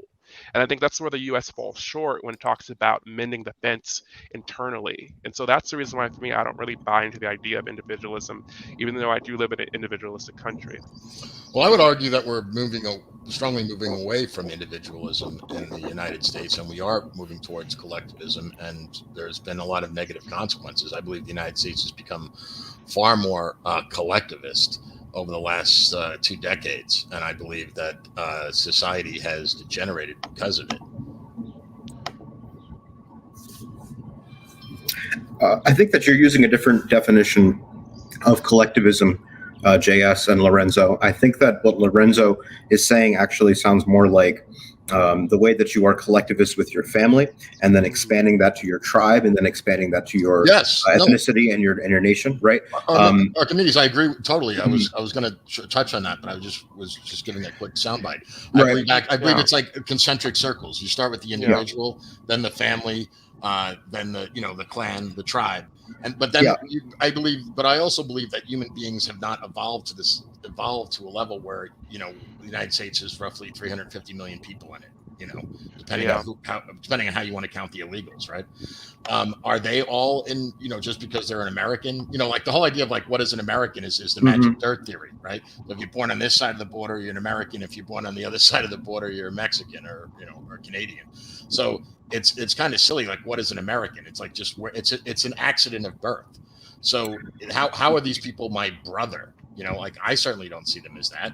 And nor do I believe that humankind does. Like some of the countries that Lorenzo gave examples of, that isn't entirely true. And I think you might have a little bit of an idealistic view of those countries. I just want to finish my point that I was making, which is that I think that the way that American liberalism has been pursuing the concept of collectivism lately is not in the sense of concentric circles, but of simply one big concentric circle, which is this state. And so you are just a dot. Yeah, so you're just a dot disconnected from all the other dots, but you're all within one big circle. So it's almost like if you gave like an engineer the concept of concentric circles and you just said, okay, just go ahead and make it as simple as possible. That's what it is. That's collectivism as the liberal mindset sees it. The problem, the challenge rather, not the problem with collectivism in the more nuanced form of concentric circles, is that it does lead to having to have difficult conversations about race, right, and ethnicity, which people don't actually want to have, right? They want to believe in the magic dirt theory. And it's so the thing is, we need a synthesis of both the ideas of, oh, white people are terrible and have done so much evil shit, and also white people have done a lot of amazing stuff, and America is a white, was formed from that ethnic group in the beginning, right? These are not things that people are able to constructively have a conversation about, so it becomes too simplified. That's the way I see it. I 1000% agree with both JS and Archimedes. The reason why I posed it like that, I know you talked about the nuance of it, and I love that you did, and you pushed back on that. Only did that due to, number one, assumption of the circle I'm talking to is very intelligent. Number two is I did it in the sense of just keeping brevity to the situation, because I said this is very long form. If you were to actually have a truly nuanced conversation that goes well beyond this podcast. All right, fair enough. Maybe we should move on. Lorenzo, I just want to make sure you're in the Telegram channel. Yeah, I am. Excellent. So we can pick it up there. I think we should get back to, I think Vaughn wanted to speak, and we want to get back to Russia, I think. Exactly. Russia? Something's happening in Russia? If you're all done with that, I didn't really have anything to add to it. I had a thought, but it's not really a big deal. I think we should answer the questions in the chat. Yeah. We haven't done that in a while. Go for it. Yeah, read them out. Go for it. Red. Let's see, guys. Please leave your questions. We are looking for questions. Let's see what question we could get.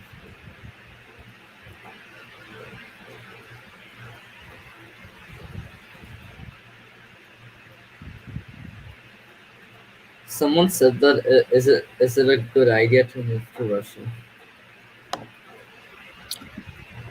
This is actually a good question. Drunk Bear saying that, Red, are you for legalizing nuclear bombs? And I actually want to bring up that point because, the concept of mad is something that people have been discussing here, that, nobody's going to go to war with Russia or America because they have nuclear bombs. Well, this is the concept that that hybrid war has completely popped, right? The whole idea of hybrid war is that there no longer is a clear gap between, this is war, this is an existential threat, and now we're going to have nukes, and this is peacetime, and we're just going to have normal politics. Hybrid war opens up that gray space in between, right? So let me just give some examples of what I mean by this. One thing could be electronic warfare, right? Hacking. Another thing could be subversion through culture, as we love to talk about. Another thing could be, for example, salam.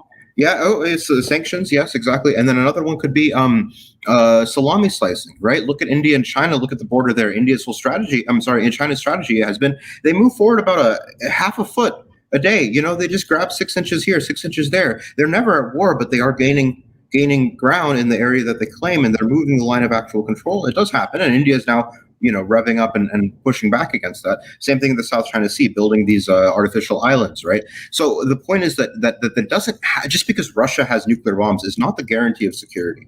right? That is the guarantee of nuclear security against total destruction. It's the guarantee that, you know, if the U.S. goes and starts sending carpet bombing Moscow, that won't happen because of nukes. But it doesn't protect you from hybrid war, and that is the future of a lot of wars. I mean, look at this war, right? It was a hybrid war from 2014 to 2022. To some degree, it still is a hybrid war because we're not, you know, NATO is not in Ukraine. It is simply funneling weapons into Ukraine. Is this not a hybrid war? There's no nuclear threat, you know, there's no nuclear bombs flying, as far as I know. And don't forget what Alan was saying earlier about the internal risk, because you could have a color revolution. And I think a lot of countries in the world actually is their main fear, the color revolution. And what I'm waiting is for a country from the East to try to do the same thing in the Western country. Sooner or later, they're going to try. Are you talking about like interfering in the internal affairs? Because I didn't like quite get it. What you're saying. Shadow, are you there? Yeah, color revolutions are particularly dangerous because they usually grip on actual social issues that are occurring in the countries. So there's usually a dissatisfied population that can be incited through whatever random event, and then suddenly you get extremists that take over the situation, which obviously can overpower the dissatisfied population that sort of legitimizes the movement. And so every country has issues, and it's not that difficult to push a little bit over the edge those issues and get this huge uprising that then gets rapidly co-opted by whatever interests are actually behind that destabilization maneuver. I think the U.S. uses the just as a broad blanket the global homo agenda as a way to gain access into countries. They create these multiple agendas, then they go to these countries and convince a group of people that they're part of this oppressed group, and then that's their foot in the door to come in and take whatever they want to take or do whatever they want to do.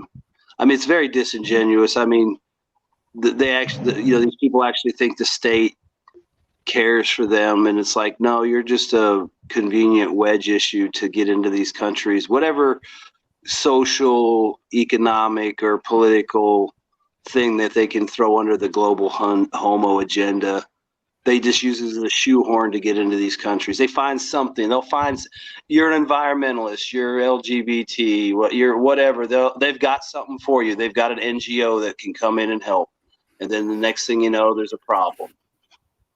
I mean, I'm not saying those people don't exist in all the countries, but they're probably encouraged from the outside, you know, because I mean, it's convenient, you know. Well, what are you against people's human rights? I mean, you know, that's what we do. We go around. That's what we always, throw it in our face. Oh, you don't care about the climate. You don't care about penguins. You know, what are you, some kind of monster? And then, you know, next thing you know, okay, you try to go along with it, but maybe you can't really afford to do the full green thing. And the next thing you know, you're not going fast enough for Lindsey Graham, and you got to have Victoria Nuland call up and pick your replacement. You know, exactly. Can I add something? I mean, I think it's more about them getting paid. The whole thing is just them to get into countries to figure out what they can fucking steal. Yeah, can I add something about that?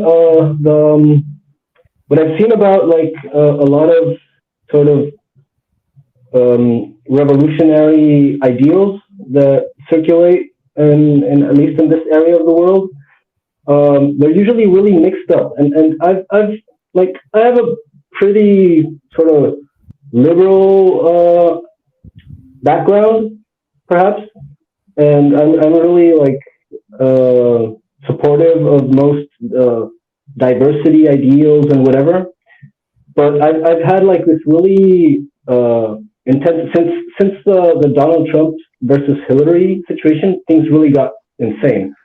And Yes, I've I been agree. like since then really fighting to like discriminate between what is like actual legitimate concerns and popular demands, you know, for like whatever justice, equality, better distribution of wealth, etc. And what is like this completely insane sort of belligerent attitude towards whatever isn't this inside this sort of global revolutionary attitude. And it's really hard to discriminate between the things because in people's minds, like there's so much like people that have like this revolutionary tendencies or dissident tendencies, they really just mash everything up inside their head, and whatever sort of tends to one side they support it, and whatever tends to the other side they reject it. And so it's really easy to like grab legitimate concerns and sort of push them through whatever interpretation that fits like the global homo, as you say, agenda. Well, like look, like here in the States, like with our FBI, what they like to do is they find somebody who's maybe a little upset or depressed, and then they egg them on and coach them and groom them into a terrorist. It's basically the same thing on a global scale. I mean, they find somebody in that country who's got a grievance. They make up some agenda, a way for them to fit into this alphabet of problems, and then that's their wedge to get into your country every single time. I mean, yeah, totally. Whatever it is, it doesn't matter. It could be the most mundane thing or the most disgusting thing. As long as it gets them in the door, they don't care. I mean, like you said, you have all kinds of issues in your country. No matter, they'll find that one guy to exploit to start the little thing. I mean, you know, look at what they do in Thailand and Taiwan and everywhere else. They find the few idiots that think fighting China is a good idea or doing this or that smart, and they pump them up and prop them up. And the next thing you know, you got, you know, Christian Amanpour. Oh, you know, these people have been fighting forever for their rights and blah, blah, blah, you know, and the whole drumbeat starts again. Well, that's really interesting about like going back to the origins of this whole live stream, because like how the West immediately caught on to Prigozhin's fit, and they immediately transformed Wagner into a fighter for freedom, like immediately. It was like terrorists yesterday, today they're fighters for freedom, and now they're terrorists again. It's like, so I think there's a really interesting, I really don't know what's going on, and I think time will tell, but one interesting thing to me is like this idea that the West has failed utterly in all their attempts to, like, they just bounced off Russia in their attempts of color revolution and like their support for Ukraine, and like it's really weird for me looking at it because I usually tend to see the geopolitical sphere as a competent sphere, but like seeing what's happened with Russia, like from back here, but thanks to like the wonderful open media that has created alternative media that's created by Wyatt and History Legends and a bunch of other interesting guys that post stuff online, and to actually start grasping the notion that like they're really stupid. Like they really don't know what they're doing. They have this technique and it works, and they throw it at things, and suddenly it's not working, and they're freaking out. They're going nuts. And so I think maybe it's possible that, like, I don't think Ukraine would fall for a Psyop like this. And looking at Ukrainian Telegram channels, I could see that they were all super skeptical. Like they were super skeptical about this whole ordeal. But then seeing the Western media and thinking that, like, maybe it's not for Ukraine to do something stupid, but to make like the Western sponsors like dribble in glee and utter joy at the possibility of the miracle finally happening of what they hoped for all along, and do something really stupid, like accelerate their plans and not wait for them to get to fruition. Whatever, something might happen in the future, and that's gonna show what actually is going on. But I think that this might have played into their like sort of strategical mindset, maybe. Yeah, I want to say something about that. So regarding that, so what I believe it was more like a Psyop or a whole plan thing, because in my head there's no way like the Belarusian president gets involved in less than 10 hours in, and then negotiates and does all the things that happen with Wagner, and then all happens without casualties that are confirmed. That the event could be planned not for Ukraine in general, because Ukraine, maybe they won't believe it, but they won't change their plans on the same day, on just one day. You want to be more like a couple of weeks for it in order to pay off. The problem is the Western intelligence agencies that have the satellites and stuff, if they perceive this as Wagner just rebelling and going to Moscow and moving with a lot of troops, they will slack off with their intelligence.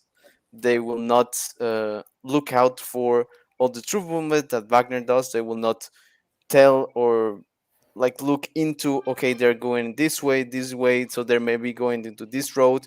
We need to inform the Ukrainians so they can pull in troops to avoid a breakout. And that's how wars are fought now. You have the satellites in place. They look into it. The analysts will maybe pick or just analyze something, and they say, okay, they'll head in this way. So what happened is the West believed, okay, Wagner is betraying Putin, or they're doing a fucking a coup or whatever. So we won't track them as much, or we will track their movement to Moscow. But they forget Wagner left men here and there that could be moving anywhere, and that are smaller groups that can be redeployed, smaller groups of 100, 200, 300 men that can be redeployed anywhere in the border, and they will know about it. So any new forces that will come up in the next 2 to 4 weeks would be hard to account for the Ukrainians, because they miss those troop movements, and whenever they redetect them along the whole border from the Russians, it will be too late. Because if you want to prepare for an offensive of, I'd say, 2 to 3 to 4,000 men, you would need to send reinforcements to the place, reinforce the positions, have secondary positions, prepare the artillery. Yes, they have some artillery prepared and stuff, but they are not prepared actively for an attack. If you don't know an attack is coming, it's harder to defend from it. So if they're going for the Psyop, it was more for so like a shell game, basically. Everyone watched Rostov and the Wagners, and they moved something somewhere. Yeah. Now the Chechens, they moved to Rostov, probably a big force, but it was justified. So maybe they didn't expect it to end so quickly, and now they have to account for the Chechens being actually now in Rostov, and Wagner. They don't know where it's going next. I don't believe they will go in Russia. Like, you don't tell where you're gonna go. They suddenly have an excuse for massive redeployment that no one accounted for, and that still no one knows where it's going. Yeah, if you go for the Psyop route, which I do believe it's most likely, it's massive redeployment, and it's very hard to keep track of it because they used multiple routes to go to Moscow. Multiple towns were passed through, and they could just split a couple of companies here and there, and surprise, surprise, you have 5,000 troops near one position in the border, ready for a breakthrough. But even like my previous question I asked to you, how long can they fight? They don't have any ammunition stock with them. They just have the base ammunition they have with them in their trucks. When they have nothing anymore. So just the whole idea of what happens today is just only for that ammunition. Big problem. Mehdi. But first we need to Mehdi, and then random guy need to do his introduction about himself. First Mehdi. I'll just say quickly, For ammunition and stuff, ammunition you can have a lot of ammunition in your trucks for a couple of weeks of fighting. The problem is if they get blown off. But yeah, normally if you get the APCs and stuff, you can carry like 10,000 rounds for your infantry platoon, and that's just in one normal thing. And if you carry ammunition trucks or bigger trucks, you have a lot more of ammo. The problem is more fuel. But if they have it planned, like for a Psyop or for a massive redeployment, then it's a whole different thing, because now they're not against the Russian army. They can just refuel in whatever empty pumps they found along the way, and then can trace the routes with drivers and do all the planning that's needed to such a massive movement of troops pretty easily. And then you just do it because you have the infrastructure of the Russian army behind you. And yeah, but like the story told, they decided like, yeah, we're going to Russia. Yeah, it's very hard to believe they just decided one day from the other. Like, many people must have known, the drivers must have known the routes, their stops, because you don't just decide to go up with even 1,000 men to go up from 100 kilometers plus. You need to plan the route, where you're going, who will be on head, how many units, where you will do the stops and such. So it's not just as, hey guys, pack up, we're leaving. It's not that simple. If they want Manny, to can I- Manny, go ahead. they need a lot of. Okay, let me ask you guys this. Do you guys have any idea what kind of internal security there is within military forces from base to base? Do you know what the first thing would have done?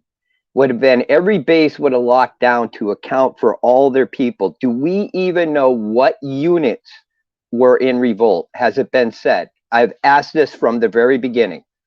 Do we know what units are? Because they're not going to detect a mutiny and then let it parade itself from wherever it is to wherever it went and allow it to gain people. They're going to lock down every freaking base and account for every person, because they're going to want to know if this is one of their units that are actively involved, or is it some fuckery that came across from the Ukrainian side that kicked it off. We have to remember there was a Russian military helicopter that was shot down. Do you think the idiot who shot that down is going to go and present himself, before trial and say, yeah, we were in the middle of mutiny. I was kind of, getting a little edgy. I had the weapon. I shot it down. Sorry, guys. Hey, pay me, by the way, for what I did in Bakhmut. And then let me go. Fake news, the helicopter. They're saying it's fake news. Okay, if it's fake news, fine enough. Actually, I think they did shoot down a helicopter. But your thinking is correct. First random guy, please, because he's waiting. Let me finish my points here. Yeah. Okay. So now, let's leave the helicopter out of it. Let's go back to internal security. Vaughn, what would be the first thing that's done usually when there's a shooting on any base and they don't really know what it's causing it? They lock down all the fucking bases. Yeah, I mean, it gets locked down so that it's on or off. Right. And the reason being is to contain people where they are so they can be identified and make sure they're in place where they're supposed to be. That is the first thing Russian MOD did. I'm telling you right now, they locked down every base. Where are the people? Mustered all their companies and platoons to take a head count. Exactly. So, I mean, and that's at least in Rostov they would have, because that's the immediate area. Maybe not up somewhere else, but at least in the immediate area, everybody would have been counting heads, probably locked them down. Right. And even then, if they did that, you still didn't see any real tension, other than the posed up pictures of them stacking up on a building in a BTR. And that just makes it all the more weirder. Now, this convoy, I've seen one tank on a low boy. Now, let me ask you this. After we've seen a tank loaded with TNT or whatever explosives it was, drove up to Ukrainian lines and blown, do you think they're going to let a tank just drive itself into Moscow after they see, as something that could be just loaded with explosions? Or just for the fact it's a tank itself that is loaded with, armament? you know, none of it makes sense. It's like a parade for people to see. It just doesn't make sense because the Russian military isn't stupid. You know, it isn't like they don't know how to have protocol in place to deal with things like this. All militaries do. This the very first thing they would do if any mutiny is lock down every company, find out what unit is in mutiny. I ask again, have we been told what units are in mutiny? Just Wagner. But it's all over now anyway. They all Right. got a deal supposedly and turned around. So yeah, I mean, that's the thing. They went to the Guys, after it was party. guys that looked like Wagner with duct tape on their arms, you know, and everybody stood around, and then they all had a party in the street and left. Yeah, exactly. Okay, random guy from chat. Hello everyone. I have been open mic before. It's been quite some time. Mehdi has made some very nice points, and I'm glad that Von is here as well. Also, I'm a Russian. I live in Eastern European. I won't tell you much about myself because nowadays, if you live in Eastern European countries, there has been some incidents with not my friends, but I have heard something, you know, because of the war, it's not really safe for us here.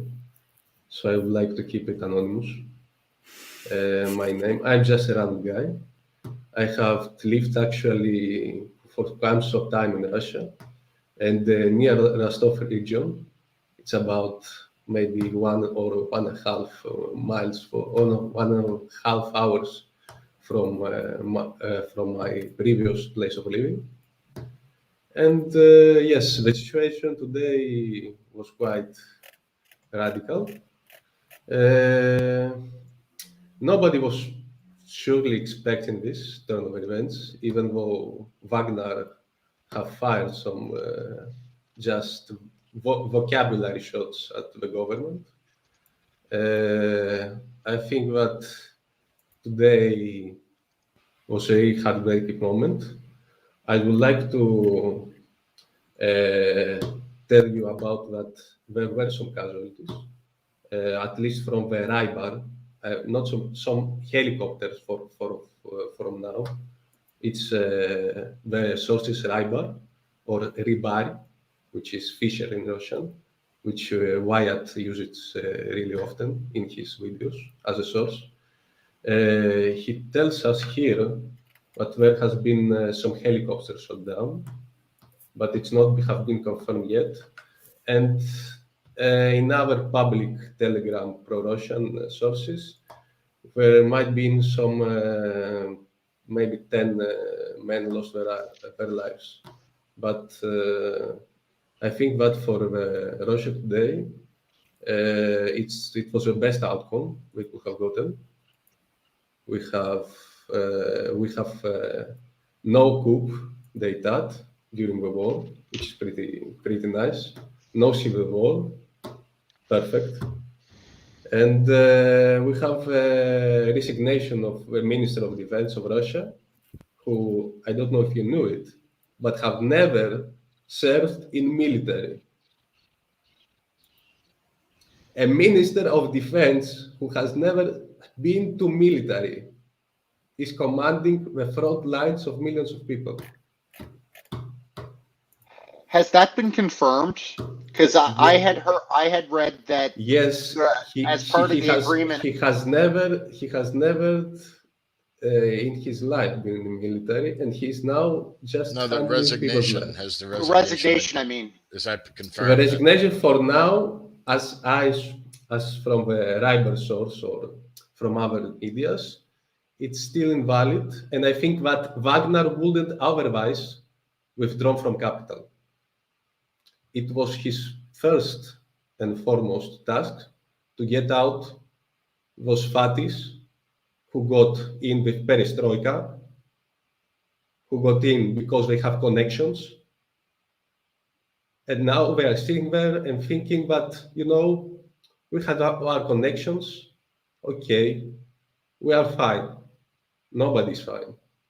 There are people whose lives is in line, Russian people, and Wagner, I don't know, but he did a very risky thing. As a Russian myself, if a civil war would have to spark out, it would be a disaster for Russia.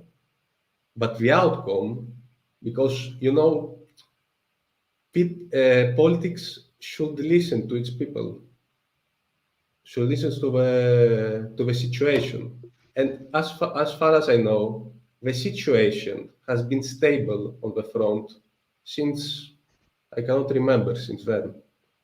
And let's not be really optimistic because I may be pro-Russian or something like that, but I want results. And if Wagner forces take Bakhmut city or a town, it's not a really city. It's Wagner forces. Where is the results of the Russian military, which should be one of the most mightiest, or it is said at least, Russians serve at least 2 years of their lives in the military. It's supposed to have good results. And you have a private company taking a town in I don't know, was it 5 months? I can't recall. What are the results of these military operations? What has the Russian military really done something competent throughout this time? It has defended itself, surely. I cannot argue with that. I can also say that maybe it spared a lot of people's lives not attacking, but I cannot overlook, even if it's propaganda, what the Wagner forces who have fought on the battleground are saying. And they are saying that, look, the higher-ups are fucking this up. You should do something about it. We should look into it. Because, the Ukrainians have the best equipment and etc. But, it's been about, I don't know, 1.5 years. I expect something more from the Russian army. And I don't want this to be a monologue. So I would just, if anyone has to say something about it. Yeah, I would like to say that the Bakhmut was not taken by only Wagner. Like the Russian army played a huge role in helping Wagner take it, like logistics and like watching the flanks. Like with the VDV especially, they have played a huge role. Even like Prigozhin admitted it. So I think like it was a joint job. Like Wagner couldn't have captured Bakhmut alone. Same with the Russian army. They both worked together like to capture the city. And I think like the Russian army currently is doing a pretty great job in defending from the counteroffensive that is taking place in Zaporizhia, because as you can see, like the Ukrainians have had some successes, but they have not been able to reach the first like defense line yet, and have suffered a lot of casualties. So I would say that this defense is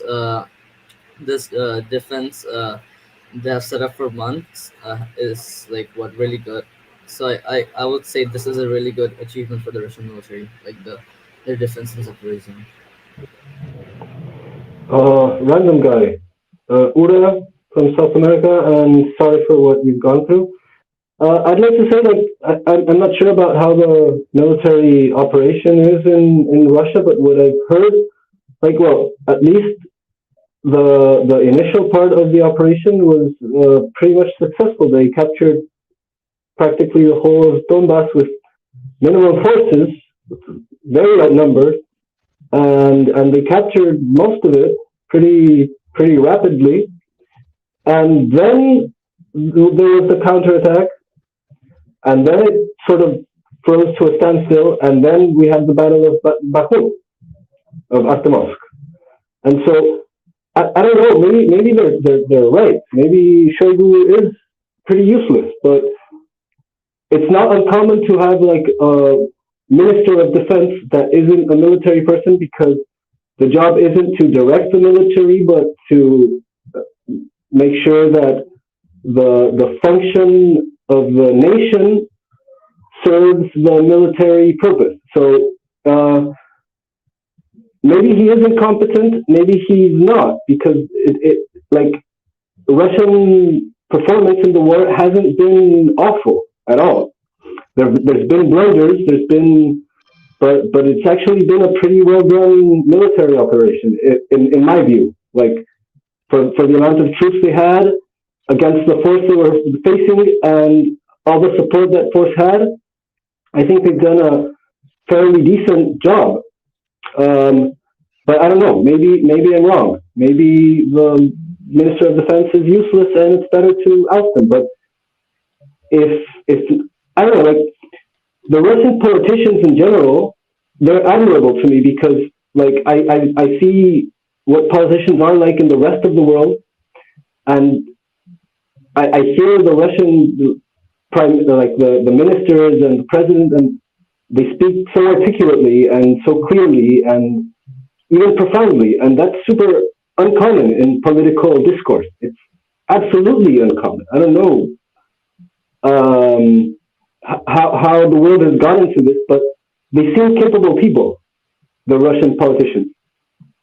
So at least under Putin.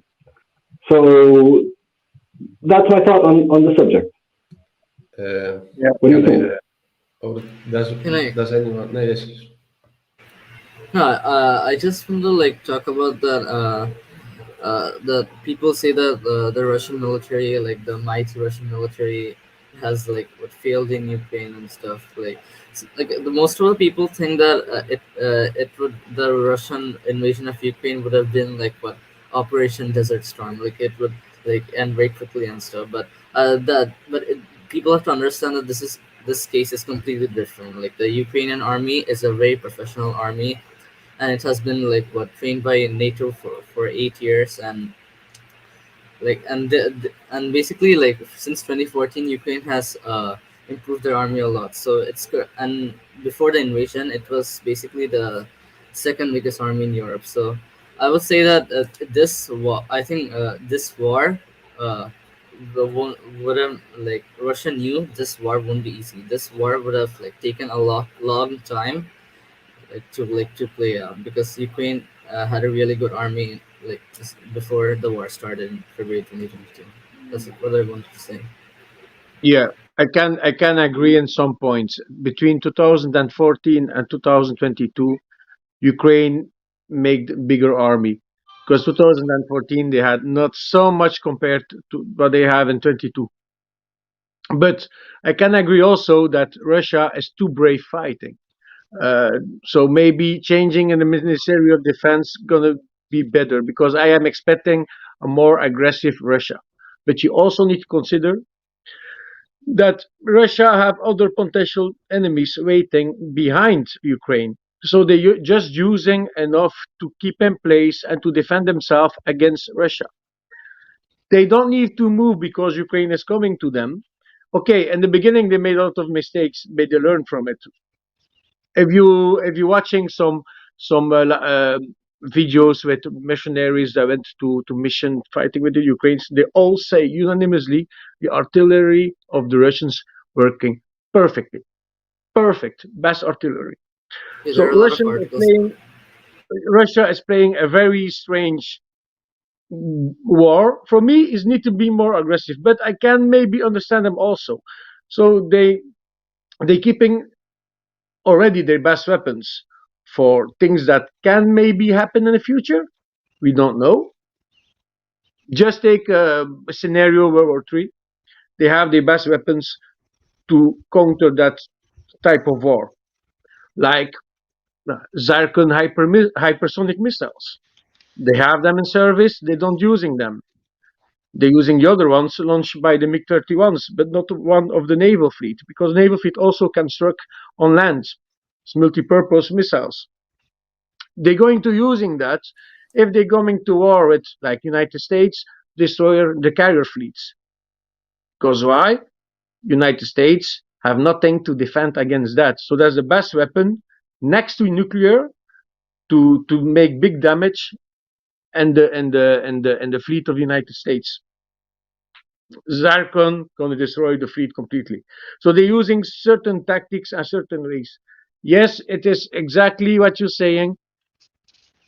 They're not making a war like we're expecting, but they not really need to do. If you're just looking the last weeks, what's happening, all the new tanks of the NATO, you can say they're proper trained, but they are not. Ukraine is not at all proper trained. They're amateuristic, highest level that we saw. In the beginning of the war, the Ukraine were very good. I agree completely with that. But now it's a big mess up, a very big mess up. I'm gonna let Mehdi talk because Mehdi gonna have much better points than me. Well, no, I'm not. I think you explain everything just well. You're right, though, but every iteration that happens that there's a call up means that you're calling up to replace lost men, which means that you're deteriorating as a military. And each time that you make a call up is less and less information, survivability information that gets passed on from the front down to the new recruits. They get rushed through, put into a tank, sent there in 5 weeks training. They barely know how to run the thing. How many instances have we already seen they back up on each other? That's basically a driver just getting so fucking panicked.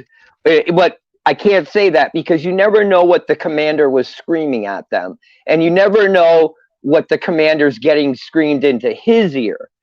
So people, when you see shit that happens on the field, don't always assess it for what everybody says it is. Take a little time and think about what you're looking at first without any bias and think about what it looks like. Anyway, the one thing that I've noticed, and this is something that they did back in, that the Russian military does, is consecutive operations. And what it is that they start an operation, they fulfill the distance that their logistics can handle without going beyond it, pause, re-equip, rearm, rotate in, get the units they need for whatever type of warfare they are expected to go through in this next operation.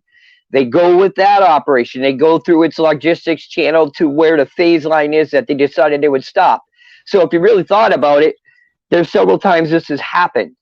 And if we think about Bakhmut, what was going on in Bakhmut as Bakhmut's being taken, the Russians were pushing the lines a little bit to make sure it stayed even. So Bakhmut wasn't like this thing that was sticking on the way out, and nor was it something that was still buried between Russian lines. It's now even with the regular lines. Another pause happens. Russia's re-equipping. They are now through 9 years. They have breached 9 years of layered defenses now. And you know, we see that the Ukrainians can't even penetrate into their lines. So now that the Ukrainian, this is just, and all this is my opinion, now that the Ukrainians have spent a lot of their reserves, there's nothing back there anymore. So what do they really have left? The only thing they can do is try to create some type of fuckery behind Russian lines to try to prevent them from going through with the operations that they have planned that are coming up. That's the only thing I can think of. And Prigozhin somehow is caught up in it. It doesn't matter. He was never going to get to where he said he was going. So I've always kind of discounted that. It's just something that is, in the long run, will be a footnote of what really happened, I think, going on. But I think right now, because somebody had asked in the chat, is that yes, Russia now is building up. We've seen them work in MTG, mobile tactical groups. Well, there is no reason why they cannot form back into mobile battle groups, because mobile tactical groups are subunits of larger mobile battle groups when they're formed in that way. So who knows, you know, what's coming? But like the author had said, it's like they and then they suck in a big breath of air, push it forward, get as far as it can go, stop, reinforce, build defensive lines, take your breath again, get your men up ready to play on the defensive lines, blow through again. That's what you're kind of seeing, I think. And we're in that pause right now, and something bigger is coming. Felipe, your turn. Okay, I'll give. Your mic is muted. You're muted. Yep, wrong button. Cheers. So I had a couple of things to say. So first of all, you all were wondering why is Russia not going in full hand with the full army because they would win very quickly. Yes, that's true. We saw what could happen in 2014 when they went in hard. They got their lands in a couple of, I'd say a couple of months, if I remember correctly. Some even less than a year.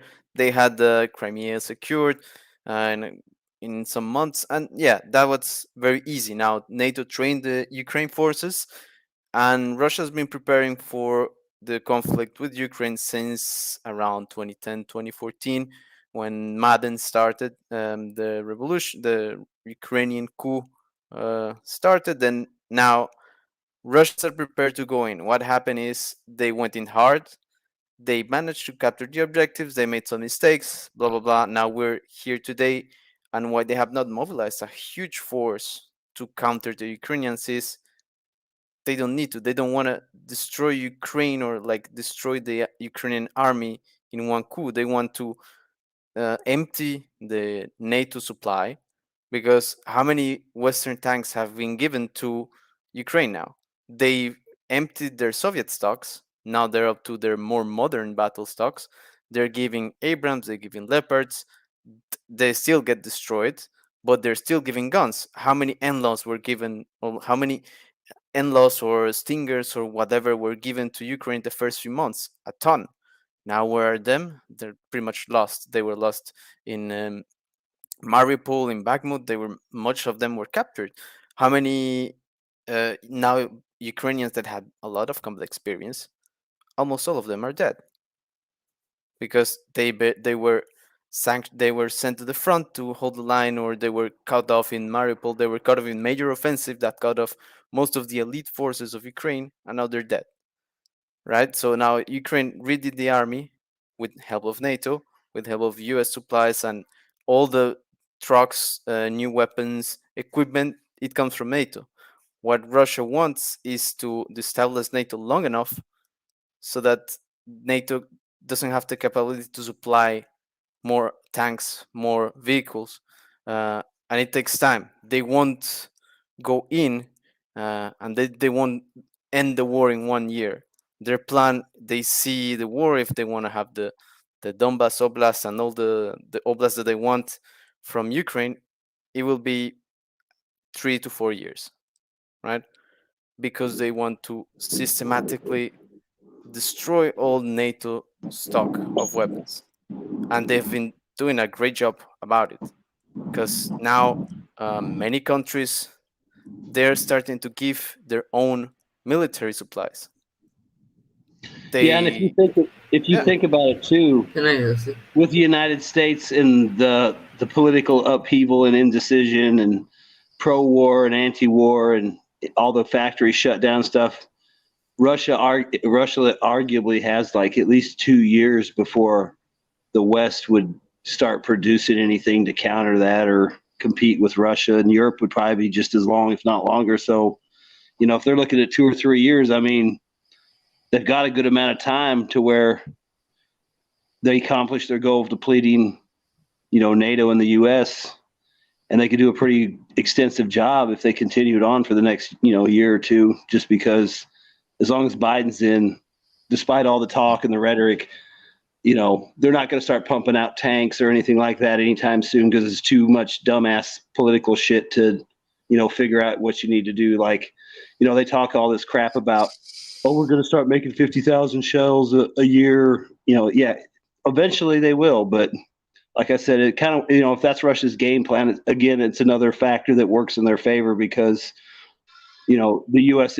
military industrial complex isn't going to be able to ramp up to compete against them or supply Ukraine in the next 2 years, realistically. I mean, yeah, something could happen. Biden could suddenly grow a brain and, you know, they could nationalize everything and but none of that's going to happen. So, you know, you figure they got at least 2 years to wrap up Ukraine however they want. And then the whole time they're depleting NATO, because NATO's not going to be building anything more than what they're building now. And they're either going to stop supplying Ukraine and start building up their own supplies, or they're going to probably basically just be pumping out enough to keep supplying Ukraine and not really keep anything back for themselves. You know, Vaughn. Hold on. Matty Red's been waiting to go for a while. Okay, yeah, after him. No, I wanted to like talk about something else. Like now we are like talking about these. I want to bring up the topic that can the Ukrainians like do anything in this counteroffensive? Like, can they like actually achieve their goals? Because a lot of people like bring up the example of Kharkiv or Kherson, but I think they're completely different because in this time in Zaporizhia, like the Russian army has been building defensive lines for like what months now, like almost half a year now, but in Kharkiv that was clearly not the case. Like it was poorly defended, and they withdrew like after like a few days.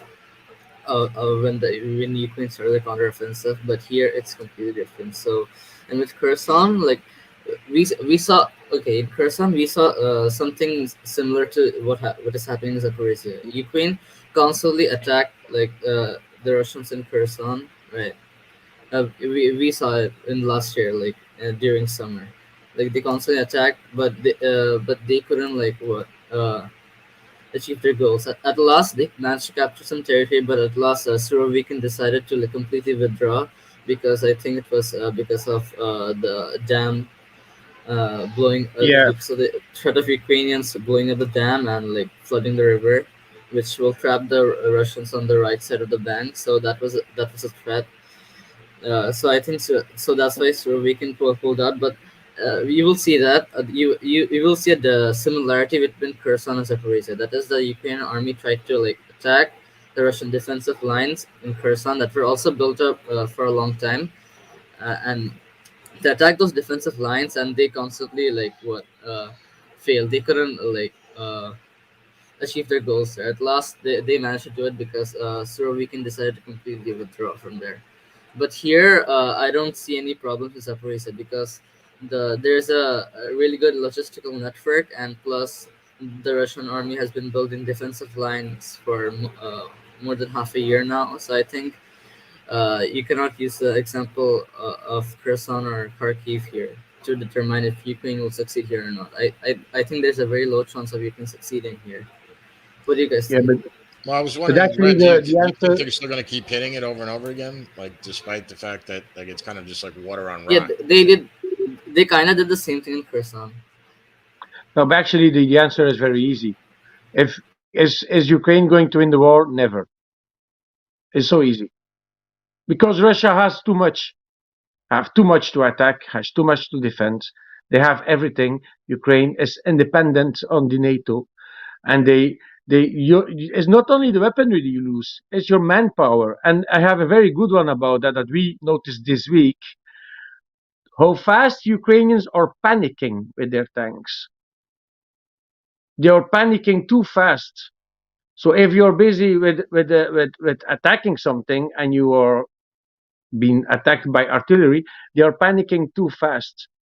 So it's like the idea that they are not so well trained enough, or there is a lack in training, that they directly say, "Oh fuck, I'm fucked, let's go off," and they driving over their own trucks. There's a real problem for the moment, and it's not the first case we saw already. The last weeks is became very funny, and that also. They have a misorganization that is gigantic. So you can see they have a very big problem with training. But just Russia now is very well prepared, and they are too big. They are just too big against Ukraine. The only way Ukraine can win this war is to start a third world war. That's meaning that the NATO come inside of Ukraine to help the Ukrainians, because you're losing also manpower, and that is very difficult to replace that. You just can't replace manpower.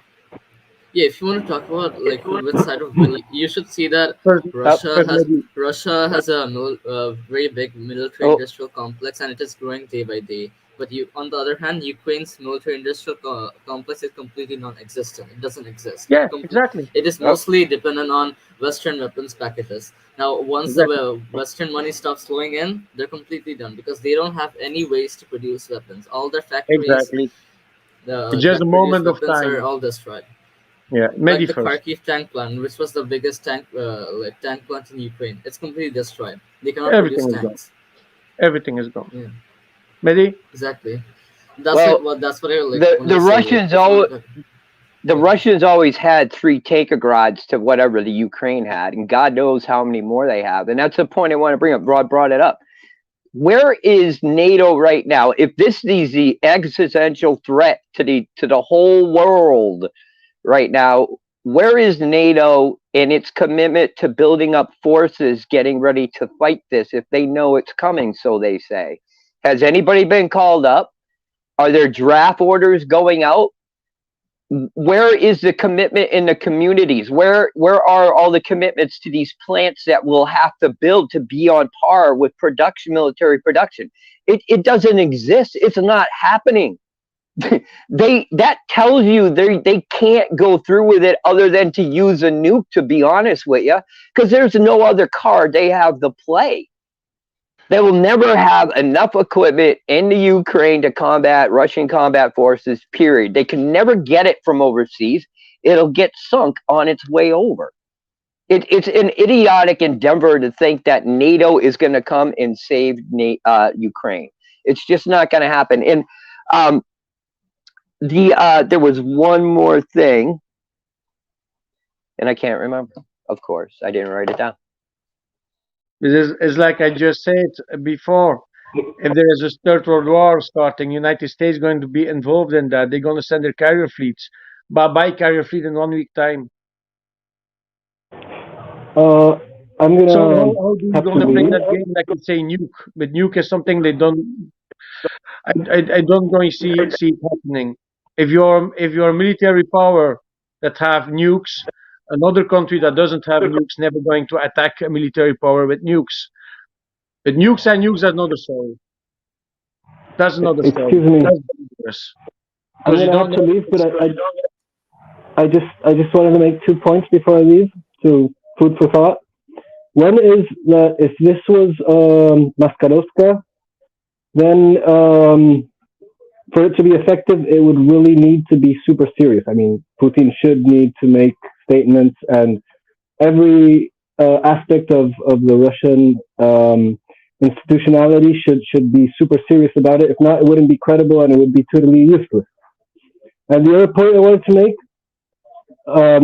was that is it just a coincidence that NATO wants to make this huge military exercise, like right at the same time that Ukraine is doing their super counteroffensive? Like, can that be a coincidence? I don't know. Just that. Yeah, to turn up the attention, but I don't think it worked. I think what happened yesterday was better to let Wagner go to Moscow. Everybody was watching to Moscow, direction of Rostock or Moscow, and the Russians are maybe planning to move something. No, today I don't see any activity. That's kind of my point. That maybe they're like trying to accelerate the plans, like trying to give them the seize of the opportunity. Like, yeah, this is it. And also all this discussion about the nuclear power plant. I think this also might be a way of like avoiding that distraction, like making another distraction, so that distraction isn't necessary. But it all resolved too quick for me, so I'm not sure. Thanks, Wyatt, for this wonderful space, and hope to be here the next time. Yeah, thanks for joining. Yeah, man. Yeah. Also, I have All to right. leave as well. All of you are wonderful. Thank you for your time and wonderful points of view.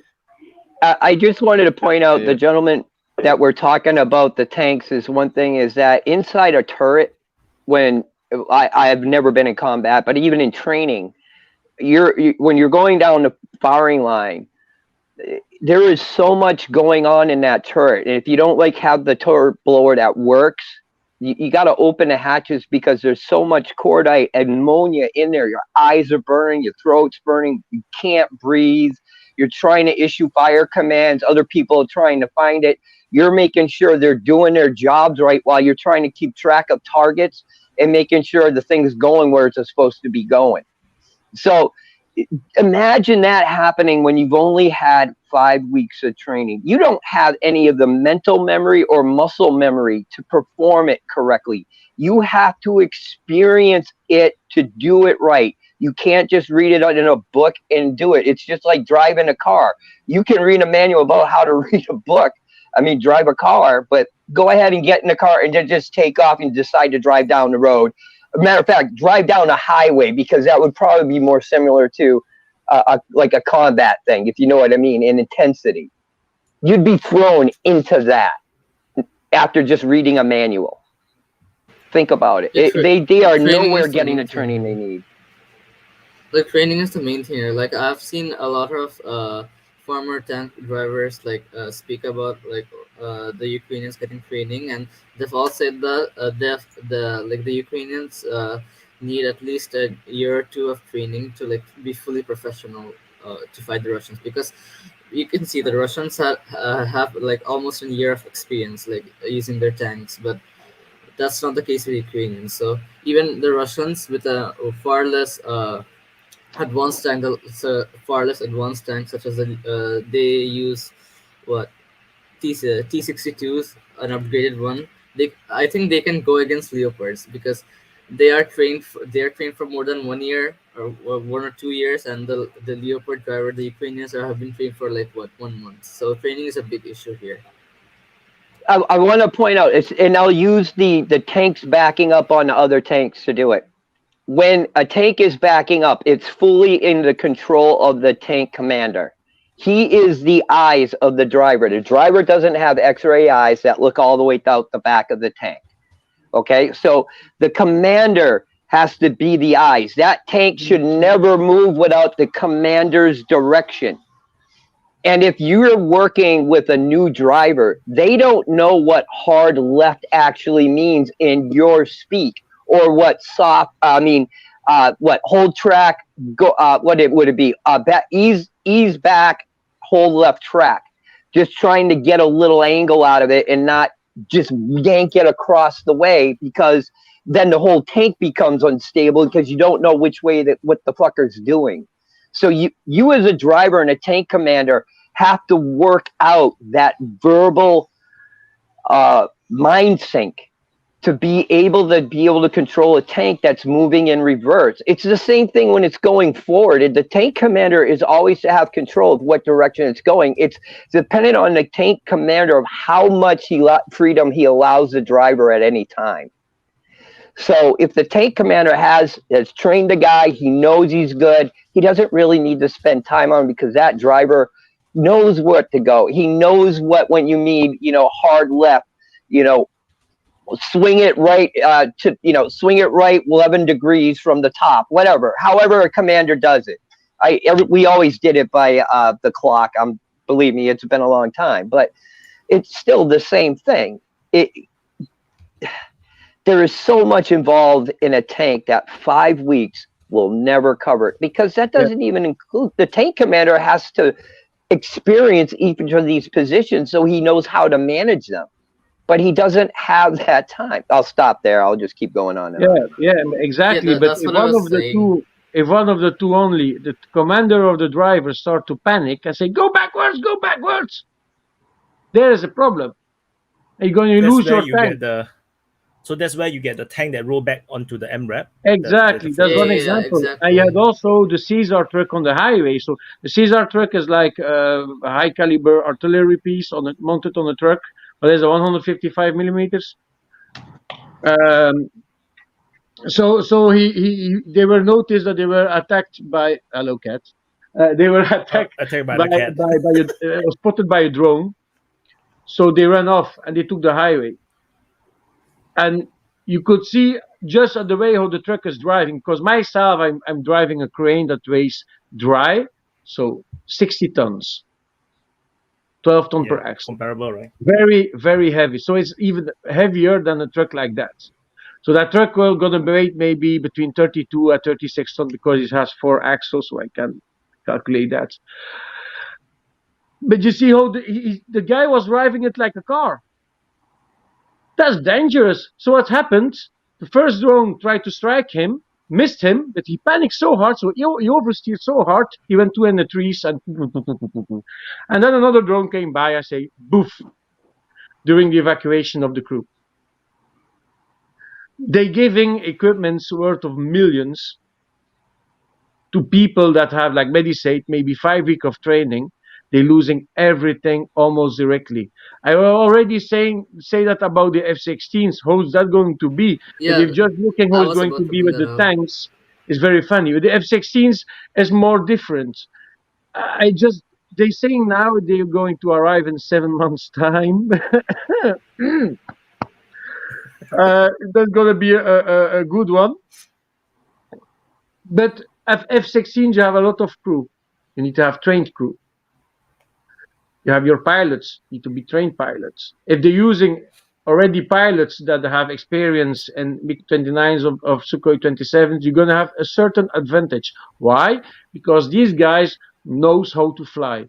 And I can say for the Ukrainians, they have pretty good pilots. Very good pilots. The new pilots is another problem. You're also working on a new type of aircraft. You can say there is difference in tanks, but an aircraft is much bigger. It's a different type of the Viper. The F-16 is a much more different aircraft.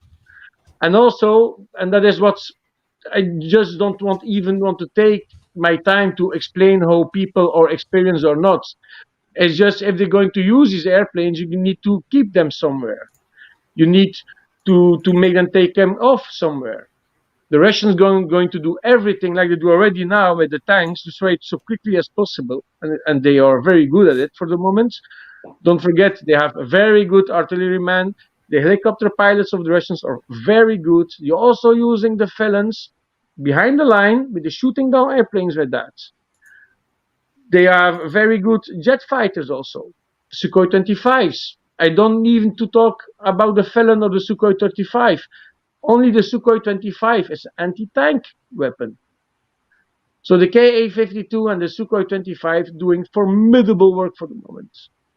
So if the moment they're going to track the F-16s, say, you're at this airbase, Russians have a lot of different type of missiles. I don't need even to talk about hypersonic, but they're going to use hypersonic because air defense doesn't work against it, to attack the bases. So in my point of view, if the F-16s don't take off via Poland or via Romania, they don't going to fly for a long time, or don't even going to fly. Because Russia is now tracking everything. They're searching after the F-16s. And there's maybe also a reason why they are not really attacking air bases, to hoping that the F-16 is going to be on these air bases. Russia knows where the air bases are, and they're going to attack them once the F-16s are there. So that is my theory about that type of thing. But there is a very big problem and experience for the moment. And it's never going to be better than that. Never going to change. Because the most experienced people, so I went to an air show in 2019, I think. I saw the Ukrainian Sukhoi 27s, and it was an old guy, pilot, that was their best pilot. He did a solo demo. The guy at the start of the war, so 2022, he was actually in retirement, and he came back in service to help fighting for his country. If you're speaking about one ghost of Kiev that probably existed or that did some good successes, is that person. He died during the war. The whole beginning of the war, he died also. And it was their best experienced pilots. But they have very good pilots, but I just don't see it happening. If you're looking how it's happening with the tanks now and the new artillery pieces, how everything going blown up so fast, how going to be that with the F-16s going to be much more faster. And panicking is also something very important in that. Can I answer like a question in the chat? Okay. So basically, people in the chat have been asking my age. Okay, so I'll say that I am currently 14 years old. I'll turn 15 in like 2 months. 14,000 years old. And So, also from the chat, I'm just reading from the chat, an F-16 you can also make take off on the roads. So yes, you can do that, but there's a difference between an F-16, the MiG-29, and the Sukhoi 27. They don't have air and tech covers. So a MiG-29 and a Sukhoi 27, or a 30, or a 34, or a 35 can close his air intake and open one in the back to don't suck bad, filthy air. So on the road, if you just say, I'm going to land and on the road, you need first to clean that road for an F-16. But you need to clean it very properly, like you do it on an airstrip. So no dirt, no debris, otherwise you can explode like or an damage aircraft your carrier, engine right? very easily. Yeah. Yeah, you need to form a line of people to actually walk through the entire runway. Exactly, to and clear all the maintain it very well also. A MiG-29 and Sukhoi 27, you don't need to do that. And also, maybe not a high payloads, but you can also take off from grass strip, from a dirt strip. You don't really need to have tarmac or concrete strip. An F-16, you need to have at least tarmac or concrete strip. Otherwise, you're going to have a major problem. So they just can't choose where to take off and to land. It's a very, very difficult thing. So yes, the F-16, that is also one of the chat, is a formidable plane. Is a very good plane. But you need to have a place to land and take off. And the Russians have formidable planes also. And formidable air defense system. Oh, Medi is gone. So because Singapore also have F-16s. So but F-16 is a very good fighter. But the main thing is that it's still just a normal fighter jet. It's not like it's not like some super plane. It's not F-22. So once you get detected by S-300s, S-400, you still get shot down the same. If you get detected by the Sukhoi 57 and then it sends as the Sukhoi 35 at you, fire a long range air-to-air missile where your MRAMs can't even hit the target, can't even track the target, you still get shot down. So no, I don't think the Western aircraft have a long range missile right now. I think the MRAM is still not long enough, right? So I think there is still a disadvantage. But they're going to carry the storm shadows. So they're really using the F-16s is for carrying the storm shadows. That's going to be the main purpose of that plane. Because storm shadows only can be launched by air, not by ground. So they're going to be using that more. They're not going to try and turn these pilots into dogfights with Russian pilots. I mean, that's not, they're not going to do that. That would be. I don't think we have dogfighting in the modern age. I don't think aircraft don't have a chance to actually merge. Missiles are all fired from so long away, and they are trying to avoid surface-to-air missiles. So, yeah, very hard, I think. You might see dogfighting in like Taiwan with China because those guys pretty much ain't going to be able to land and take off again, so they might have to fight to the end. I'm just saying, I mean, I would imagine if that came to that, China's going to hit all those airfields. So whoever got in the air first, enjoy your one-way ticket. Dogfighting is a last way to fight as an aircraft pilot. So they've been trained for that still now. And Russia invested a lot in that. So if you're looking at the Sukhoi 27 platform that evolved until the 35 platform and even the 57 platform, plus they have thrust vectoring. So Sukhoi 30, Sukhoi 35, and the Sukhoi 57 have thrust vectoring. These planes are designed to still do dogfight or special maneuvers against air defense. The problem with the Ukrainians, we normally never going to see some dogfighting or attacking plane to plane, is just because Russia has a lot of air defense and still a lot of air defense. And in theory, they're never going to use an airplane to attack F-16. They're just going to use their missiles. And that's something that Russia always did since they started to use missiles, is prioritize the investments in the army with missiles. There is no country in the world that has so many different types of missiles like Russia.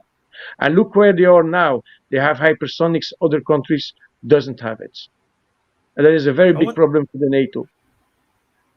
Yeah, I want to change topic. I want to ask you guys, but anyone want to still talk about the missiles and planes? No. No. So I want to ask. So we let's look at from the Ukrainian perspective, because they were really excited about this Wagner rebellion, and it looks really serious, especially after Putin came out to talk about it, to condemn the Wagner's rebellion. They call it a betrayal. So and you can see the entire Ukrainian information space just went into nuts.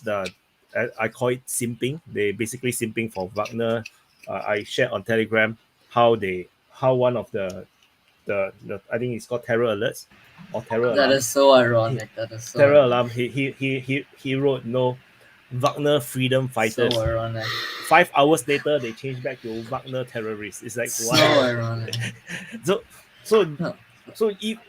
let's talk about how the Ukrainians view this thing, and what they could have been planning to do. Because Wagner was pushing towards Moscow, right? What could the Ukrainians do? Because they were saying about it's a good time to launch an attack and sort of things. And what do you guys think?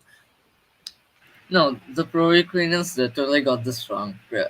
Like basically, we know Prigozhin's demand is that the Ministry of Defense get more be more harsh on Ukraine. That's basically what he wants. Right? He is not like the person who says that yes, we will do stuff to end the war in Ukraine. No, that's what the pro-Ukrainians want, but they don't understand that. They just not understand that Prigozhin has turned against Putin and the Ministry of Defense, and he will overthrow the government. That's what they think. But the thing is, that's really not the case. Basically, the case is that he just wants the Ministry of Defense to be more harsh on Ukraine, and the pro-Ukrainians clearly won't like that. So they clearly got it wrong. I think that the Ukrainians are so desperate for anything bad happening to Russia that anything they hear, they cling to. And that's why this blew up so fast and got exaggerated. Because they just need something to always take the focus away from the failures that are usually going on, or just change the narrative because it's been stagnant and then nothing's really going on. People are like, well, why aren't they advancing? Whatever the case may be, I just think it's getting to the point where anything that sounds bad for Russia, they just jump on it, and if it's fake or wrong or not exactly what they thought it was 10 hours later or 5 hours later, they don't care. Yeah, no, I think the same would have been true for the Russians answer a question? Yeah, exactly. The Russians do the same thing. They hear about something, there's the people that tell you how this is the end. Nunya? Can I answer a question in the chat? No, cannot. Okay. We still haven't finished talking to this topic. Just to catch up with the previous conversations. The Ukrainians, for now, they never had a military power against Russia. It's clearly, as you all said, that the West help with the West army, we were able to continue this fight. And it's really difficult for them to win. I don't see them winning this war via military gains. The only victory they might seek is the collapse of the Russian government, which is why I'm a little bit afraid of a coup d'état. I think we all were, or at least from the pro-Russian side, because even if it's a small spark, shit may hit the fan. And hearing from the Ukrainian side, probably, they gave themselves some. I mean, they always chew on fake news. Like if America told them we will bomb St. Petersburg and Moscow, we would believe it without second doubt. That's for sure, because we are in the desperate situation. I don't think that it is now. It's their nations is at stake. So if they lose this war, I think there will be no Ukraine, or there will be just a part of it. Just I don't know exactly the involved. and some other cities remaining, which will become Russian puppet, or I don't know how the war may end. But yes, I think it was kind of hope for Ukraine. So, you know, that Prigozhin will destroy and make a coup d'etat and make peace and the regime, as they call it. Well, as a Russian citizen myself, I don't think that it is the regime. I think we elect our leaders as it is done in the West, and particularly we have copied a system after the previous Soviet government. So we are much more like the West than the East, the Chinese system, for example. And also I saw a donation which flashed just for a few moments. If Ukraine can win, yes, because we have, you know, the spirit, the morale. I wouldn't say it that much. I think that many of people of Ukraine, maybe I'm just making assumptions. I think that many people in Ukraine wants peace right now, and they know that it is impossible to win in this conflict with a military means, yes. But I don't think that the Ukraine is governed by the Ukrainian people. I think it has become more like a puppet state, which follows certain rules, and the one who doesn't follow them just gets thrown in the front line and serves its country. I think it's just a really sad sight to see. That's all there is to it. And as well as I hope that Russian people will withstand, because, you know, everybody's talking about the military factor, but there are other factors such as, you know, such as the standard of living. It's not, we try not to talk about, it's not, it has been getting better with Putin, but, you know, now people are dying. Now it's our relatives, it's our friends on the front line. It's beginning to get in our minds sometimes, and it might affect us in the long run. Let's just hope that Russian people will understand what's at stake and what needs to be done. And the higher ups also understand that we're people and not machines, and not to use us like machines. Thank you. Yeah. Just to follow up on Vaughn's point, where he said that, you know, why has the Ukrainian media been all over this? Well, yeah, they need a win right now. You know, any sort of win for them is good.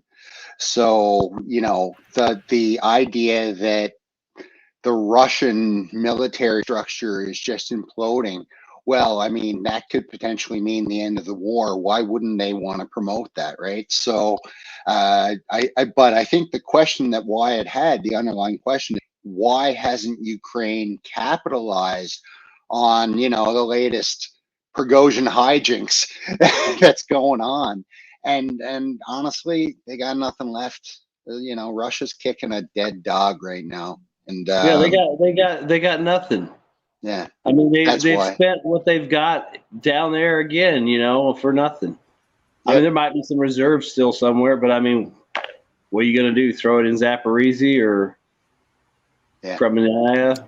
I think that's really the likely answer to it. Is we're about as end to that 60,000 or whatever they had mobilized. There's probably few of them left, and they've got nothing to go for another advance. That'd be my guess.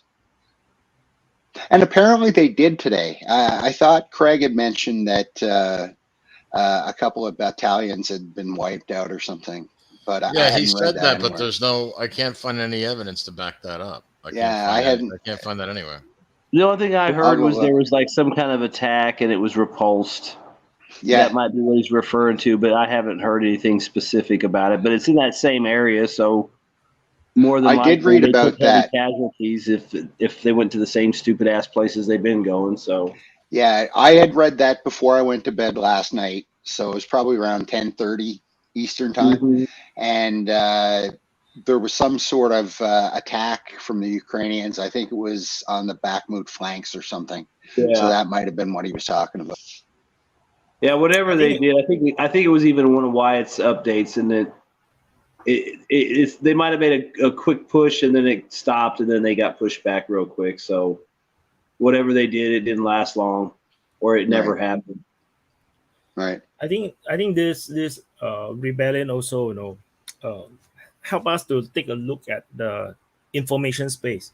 Just all these prominent Twitter accounts, YouTube accounts, individuals, celebrities, or whatever, or experts.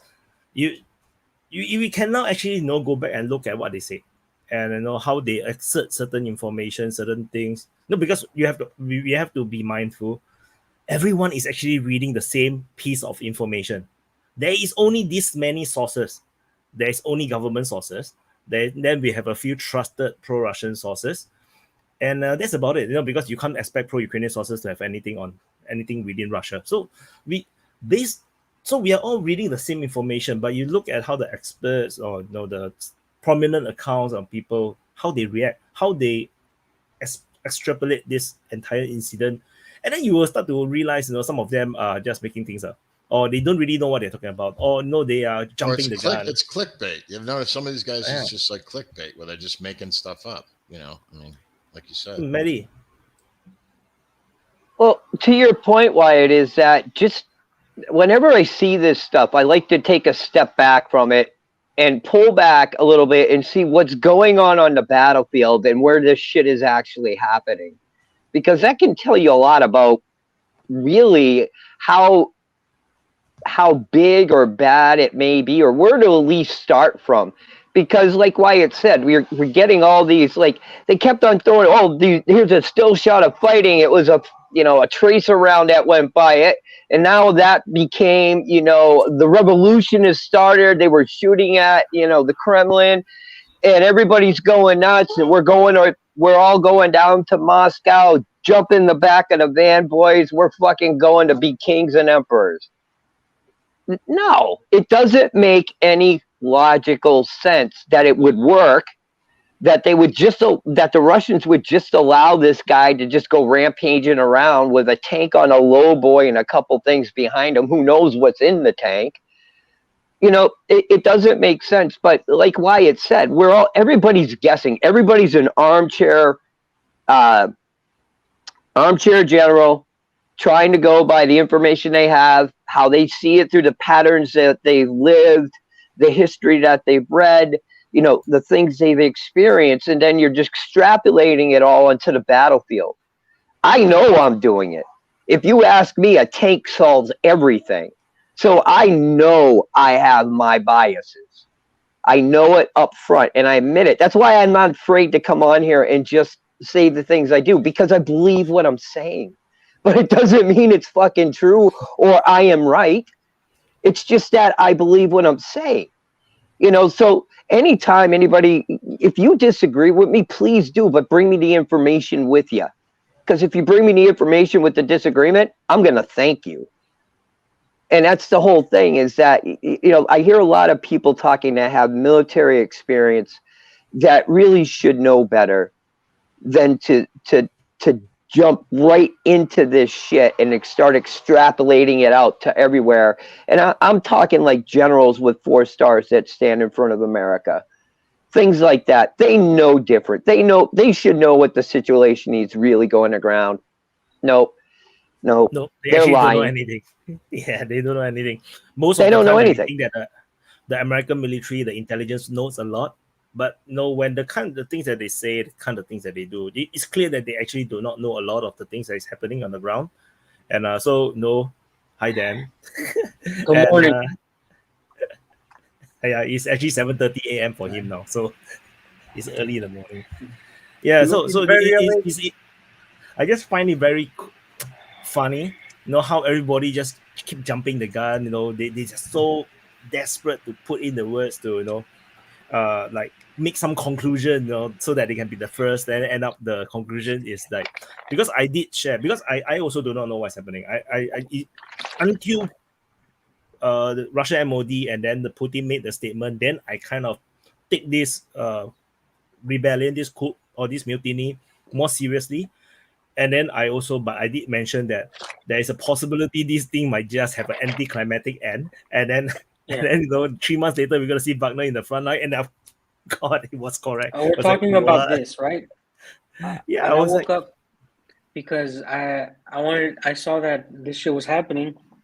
You guys were having an open mic, and last night when we were all in the chat, I was telling the guys, look, the way it works in Russia is everybody wanted escalation. Everybody wanted Russia to start bombing the Wagner guys. And I was like, no, Russia's not simply just going to go to war like this. They're going to start doing paperwork. And what did that guy say? There was going to be an open case started on this fucking guy. And of course it was going to be anticlimactic because shit like this doesn't roll in Russia. I'm going into Russia today by train, and I guarantee you nobody's going to be talking about it in Siberia because nobody gives a fuck about these kind of things because the West blows it up more than Russia. Like, it's insane how much people push this out. I still don't know what's happening. I just woke up. Can I get like a 10-second recap? Did Wagner finally get to Moscow? Am I going to a broken country? Don't worry, just go to the DPA. Prigozhin's walking, baby. Prigozhin's walking. No, basically, Prigozhin have negotiated. The war is over now. Ministry of Defense, and they've reached an agreement. Prigozhin is now has turned back and is now going back to space. Yeah, and then that's what I fucking wrote in DPA chat. I said he hasn't crossed the Rubicon. I said Lukashenko has facilitated these negotiations. No, so because my experience I've always been Maddie. No, I'm sorry, but Dan, have you heard anything about the helicopter that people are reporting was shot down? Have you heard anything? They told me in chat. The only thing I've heard is that they told me on chat, but I told them even if it's true, that's nothing. But also, where the fuck is that on the Russian news? I'm gonna see tomorrow when I get to Russia, see if it's actual, if it's blown up out here in Russia because a helicopter manned by a Russian soldier, by a Russian citizen, killed by a mercenary would show up on the news. We'll see. And that's what I mean, because if it is true, I will bet you any money that it was probably an SBU guy that did it, that they were taking advantage of, or they started, whatever it is. But like I said, Dan, can you imagine this guy had just brought down and killed 2 Russian officers, basically flying that airplane, and then the guy's going to go in with negotiations, and say, "Oh, my bad. Well, at that time, I thought he was going to shoot at us." So, can you imagine that guy? What he is going to happen to him if it's true? If it is true, the information about the helicopter shutdown is very weird because when I first encountered it, but of course I wasn't around when everything is happening. So when I was first encountering the information, they already have the information that the pilot is alive and is in the hospital, which I find that's really fast. But no, because usually there's a fog of war, a lot of things happening. The roads are closed. How do you get to a hospital? How do you get this information? I'm not sure. Well, the other thing is, too, in the one video, they showed a gray naval K-52 dodge a missile, and then the wreckage they showed was the camouflage pattern that you've seen in Ukraine, the green and kind of tannish brown. So it wasn't even the same helicopter. So it's like, I'm sure in that area, it's one unit or the other. There's not like Army and Navy helicopters mixed together flying around. There's probably I didn't say it wasn't real, by the station there or a Navy unit But there is station there is a helicopter army base there. Yeah, so then there was a helicopter shot down. The details of it, I don't know, but I'm pretty sure there's at least one that was shot down. I didn't say it wasn't real, but in the end, it wasn't enough to if you see the videos where Wagners are in the city, even if they were bothered. They didn't dare to shoot people. Like this was, they didn't want this to go higher.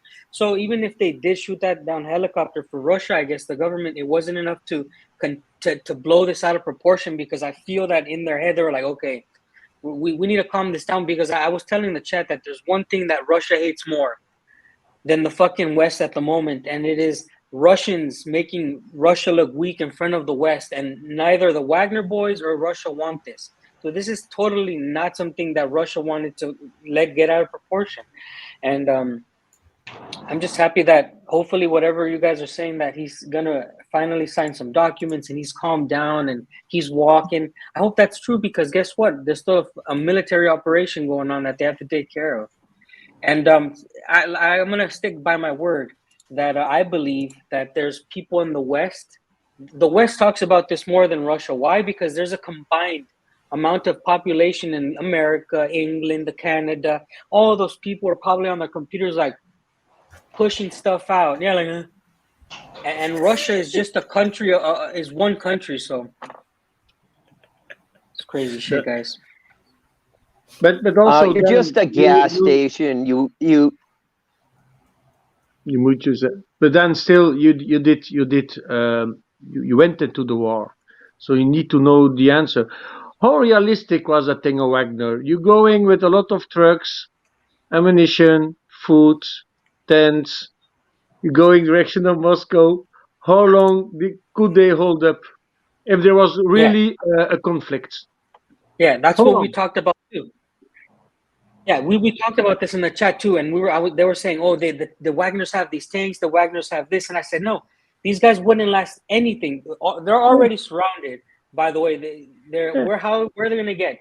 Logistically, they're fucked. Okay, so in reality, this kind of fucking, it hints that this was just a small flex that was probably pre-planned, and the government must have known it, because they didn't freak out. Either Russia is like the most calm country in the world, because there's actually no fucking giga A chat. flex? Is it a flex or is it a Maskirovka? Or is it a combination of things? That he's In worst scenario, if they really want to have a conflict, it was a one-way ticket. No return possible. No return possible. That's the whole idea. The thing was just too crazy. For me, it's too crazy to be real. Yeah, you can go to a city and striking. I'm not happy. I'm not happy. That's the only thing that happens. Going somewhere, I'm saying I'm not happy. I'm not happy, and blocking the streets. But thinking that a conflict will come out of that, unimaginable.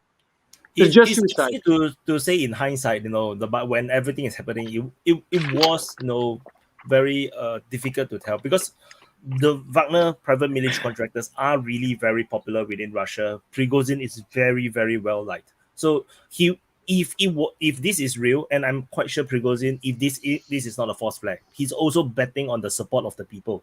He's betting on the support of the lower ranks Russian military people to at least not stop him, because his idea is not to fight a war. His idea was to go to Moscow to pressure the resignation of Shoigu and Gerasimov. But of course, it's like our most crazy fantasy story being written out in real life, and it is just very, very weird. Like I just want to add one more about there was this oil depot or oil facility that was burning, so-called exploded or burning in Voronezh. From footages that I saw, I did share on the Telegram also, the DPA Telegram. It looks like it was an accident. So the Ka-52 was fired upon, or it was locked on, and then he fired the flares. I think the flares dropped onto the oil depot and caused a fire, and then the thing exploded. I don't think it's a deliberate attack, because when that thing just happened, like I said, everybody is just crazy during those 24 hours. They are saying that the Russian military fired at the depot to maybe deny the Wagner from having oil or something like that. It's like some crazy shit that is happening. So, but from the footages, it seems like it's just an accident, because the footage basically there's no explosion yet. The helicopter was banking, fired the flares. Then after that, the camera turn around, turn away. When they turn back, the thing is already burning. So it looks like it is the flare that caused the fire. Yeah, so that's something I just want to share. Random. Since I will leave, thanks again for having me here. Thanks for joining. Even though we had just last words, even though Wagner had, even one helicopter maybe have shut down, or maybe 2 people die, 3 people. I think we have escaped from a very larger conflict, which is nice. And if you burn like some oil or you lose some ammunition, it really doesn't matter. In the end, we still have a Russian government. They figure out everything with Wagner. And okay, it's 1 or 2 lives.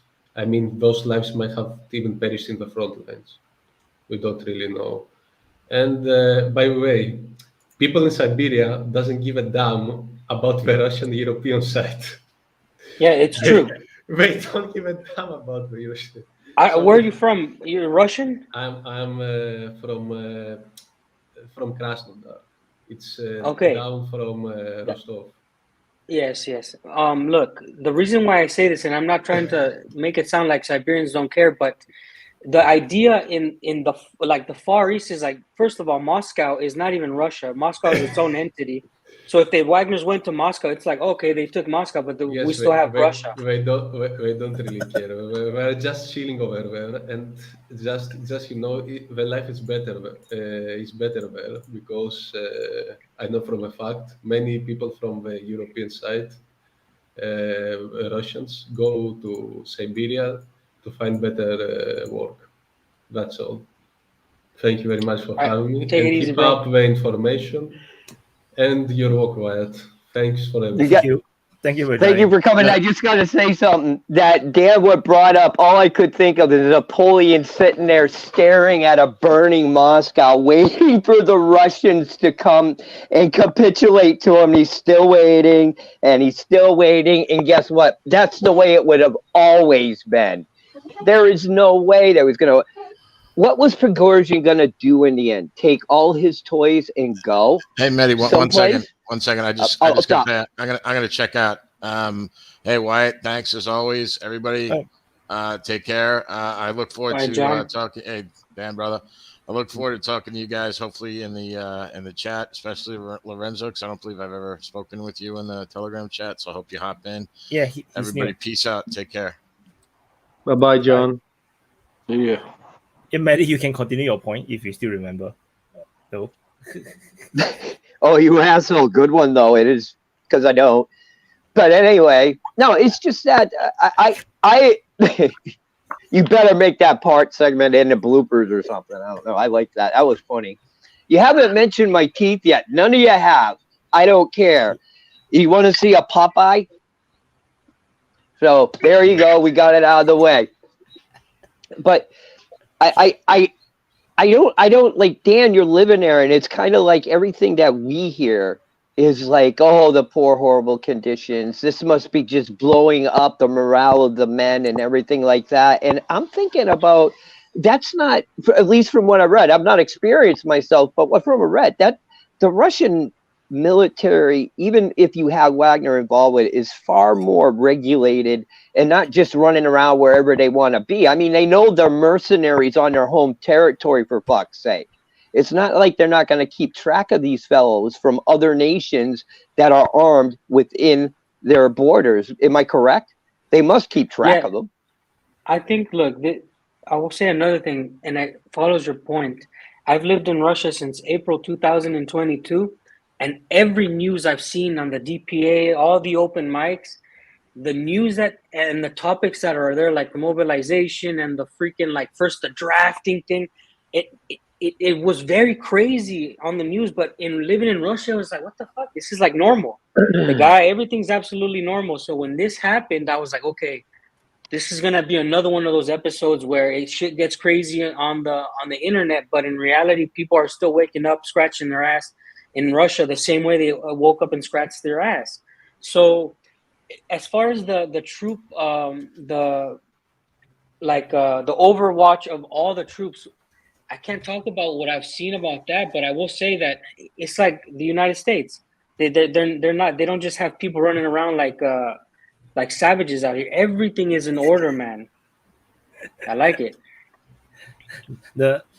So I was just reporting. I think 1-2 days ago that the Russians have announced that they have formed up an army and an army corps size of reserve, and then we are talking about 25,000 troops from Wagner trying to overthrow the Russian government. It's like, that's why I know right early when I first talk about this rebellion or the rumored rebellion, I already mentioned the Wagner is not going to win. Even if they really fight, yes, they might be elite, whatever. You are 25,000 troops. You're fighting against 1 million strong army.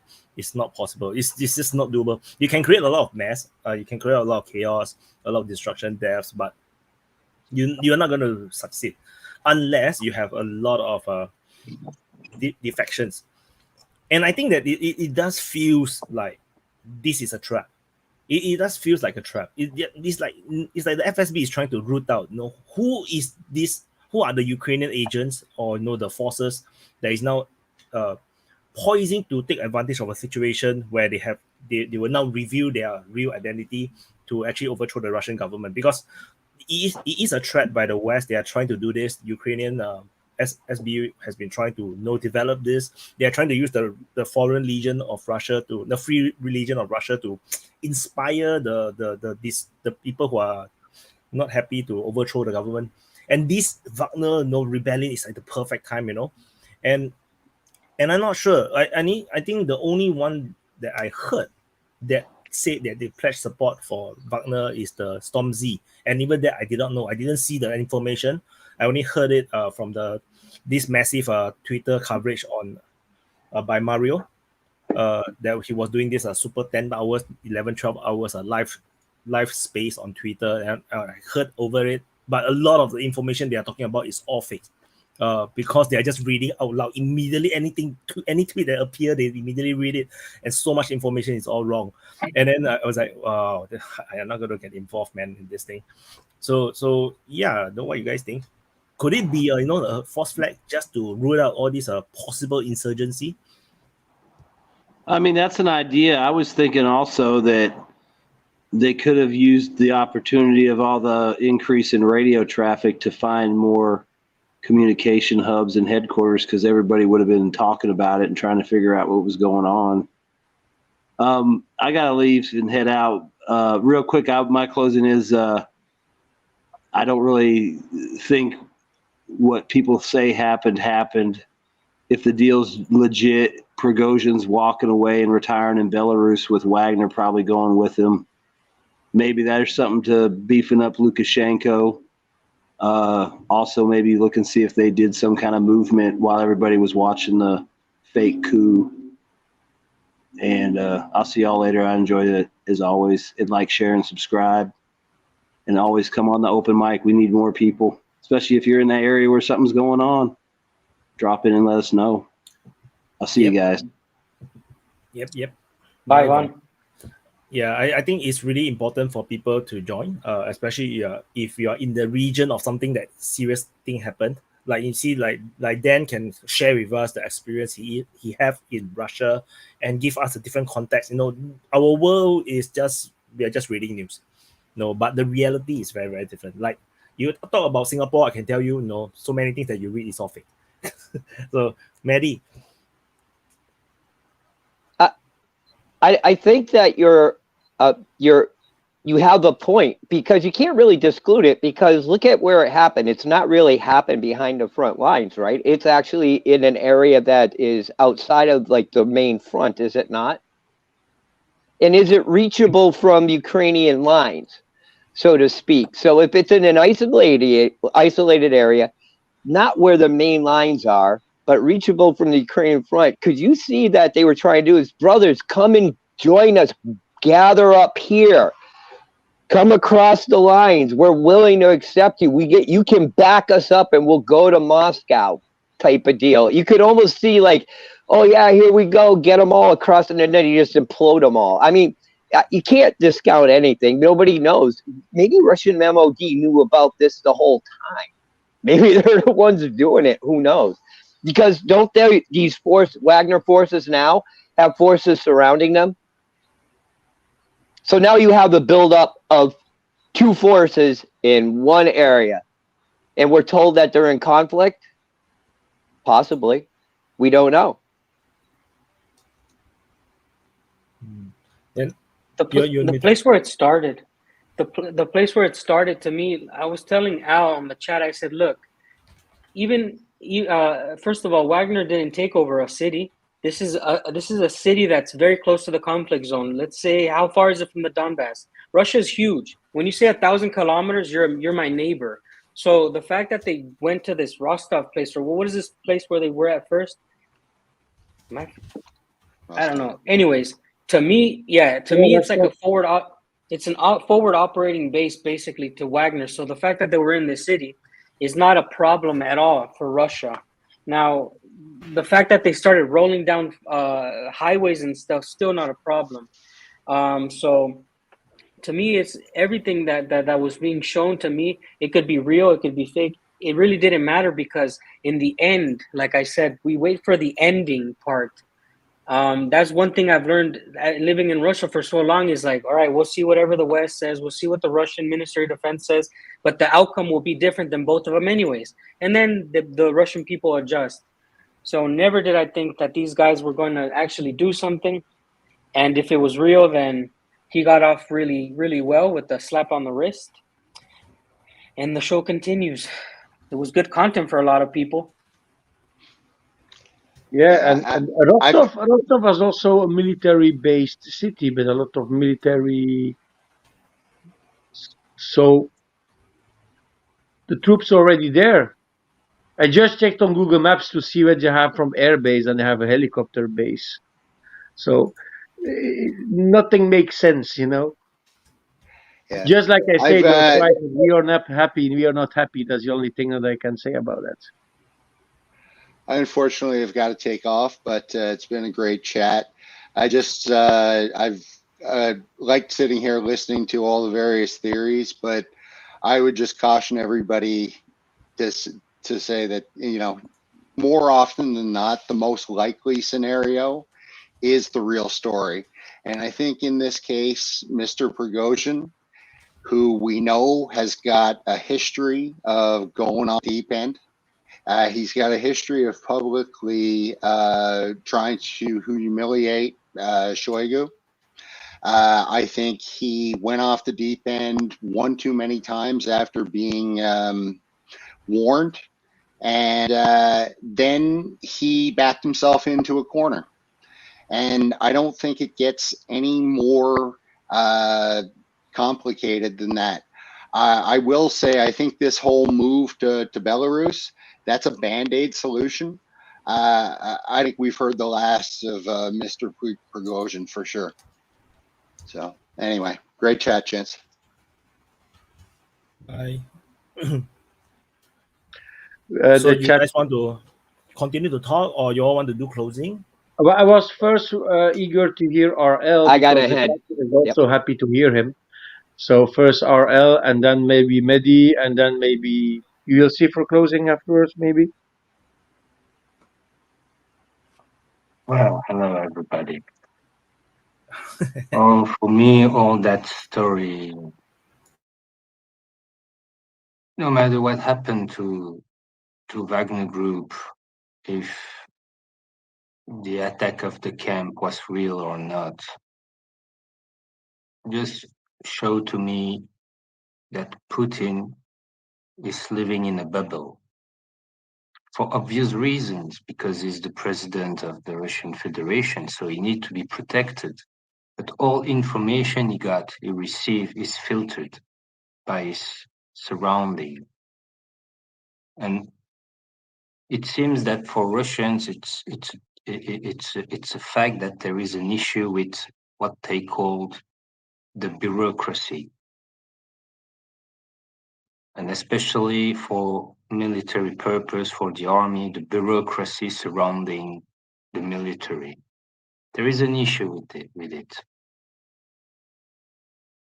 And so I think the only way for Prigozhin to put the finger on that problem was to make what he has made.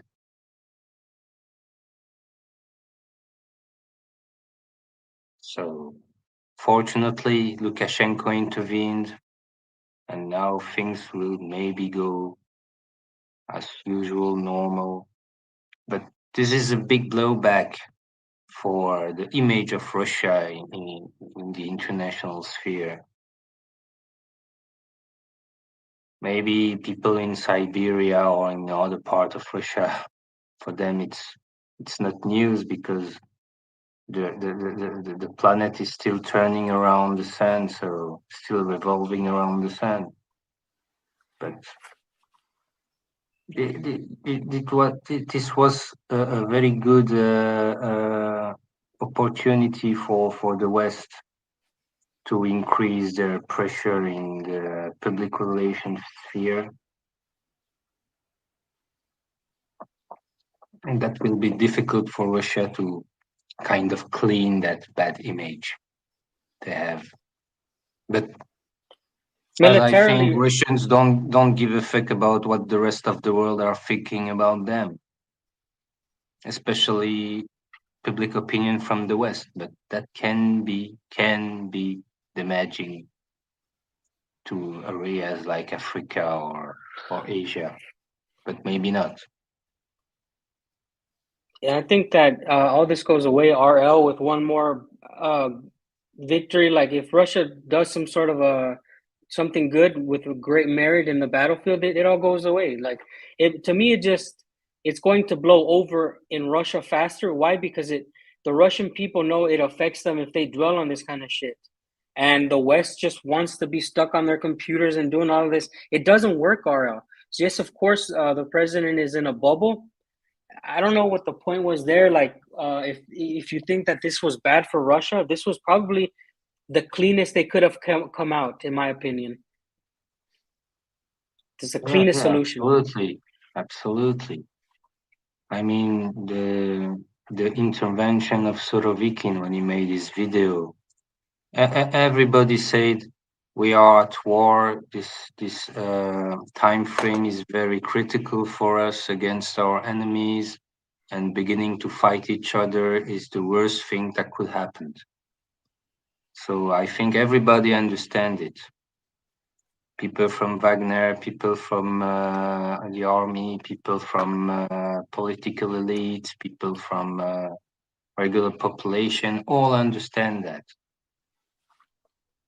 That's why maybe with some phone calls, things could have been managed so quickly. It's gonna be awesome. So, shall we do closing? I think the conversation have run its course. Maddie, you want to start first? Yeah, I gotta go myself.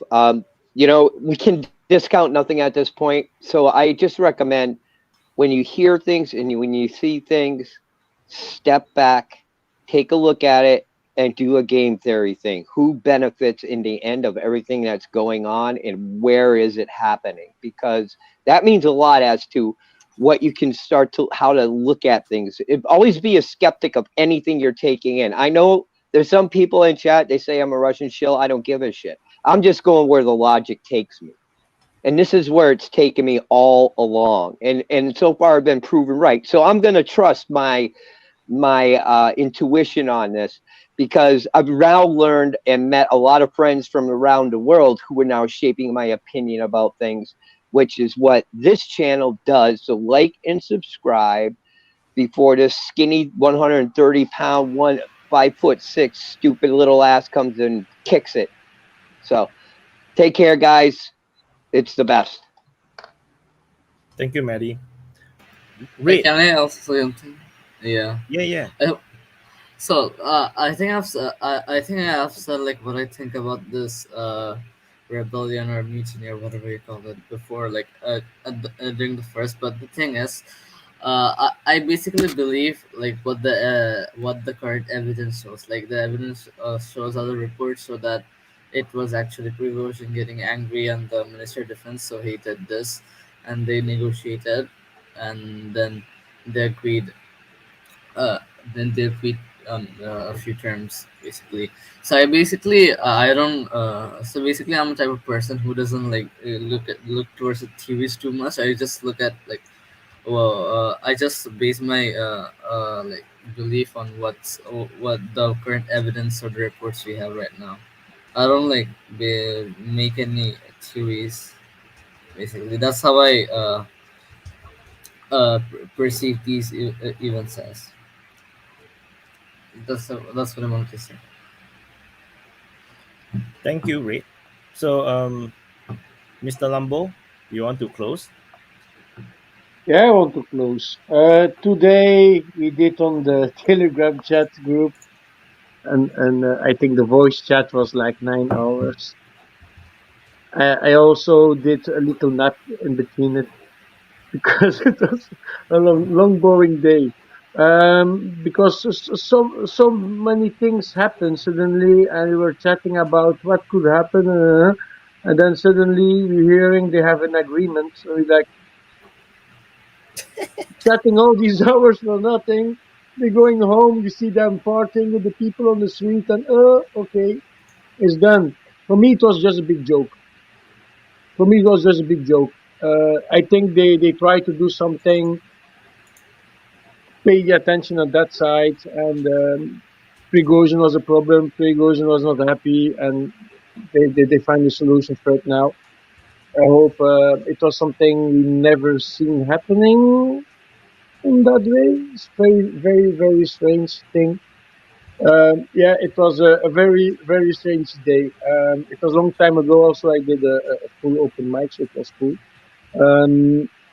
But from the front line, I can say, yeah, if you're looking at the footages we see this week about the tanks panicking of the crews, it's not going well for the Ukrainian army at all. And it's just like we already say for weeks and weeks and weeks, it's a lost war, and they're going to lose it. If they're playing that way, they're going to lose it, and it's just a matter of time to see when it's going to happen. But for the rest, yeah, it was a good open mic. With a very strange situation today. So we're going to see in the future what's going to happen, and we will see. So thank you for that great panel again, and thank you, Wyatt, for the good information you always provide us to see what's happening on the front line. Always funny to watch emotional damage. Always cool to see that, and yeah, like and subscribe, and that channel needs to have more viewers than all these pro-Ukrainian bullshit viewer pages on YouTube, because I watched a live stream of another guy. I don't want to call his name because he's so stupid. I just want to slap him all the time. And he was like busy with all the things he's reading on Twitter, and then suddenly, they have an agreement. Okay, agreement. Yeah, it was very funny to see his reaction because his thumbnail's already so stupid. So no, Wyatt, you do a very good job. DPA is awesome. So thank you for that. Thank you, Well, Mr. Lam. RL or Dan, who want to go first? Yeah, whatever. Both of us came very late. Yeah. So. Yeah, it doesn't matter. You want to go or I'll go? Oh, let me go. I mean, I wanted to jump in earlier, but it was full, impossible to join because JB talked about stuff I really wanted to. How to say? Me too. Have a discussion with him. You know, I was short when he started about Europe. Wait, who said what?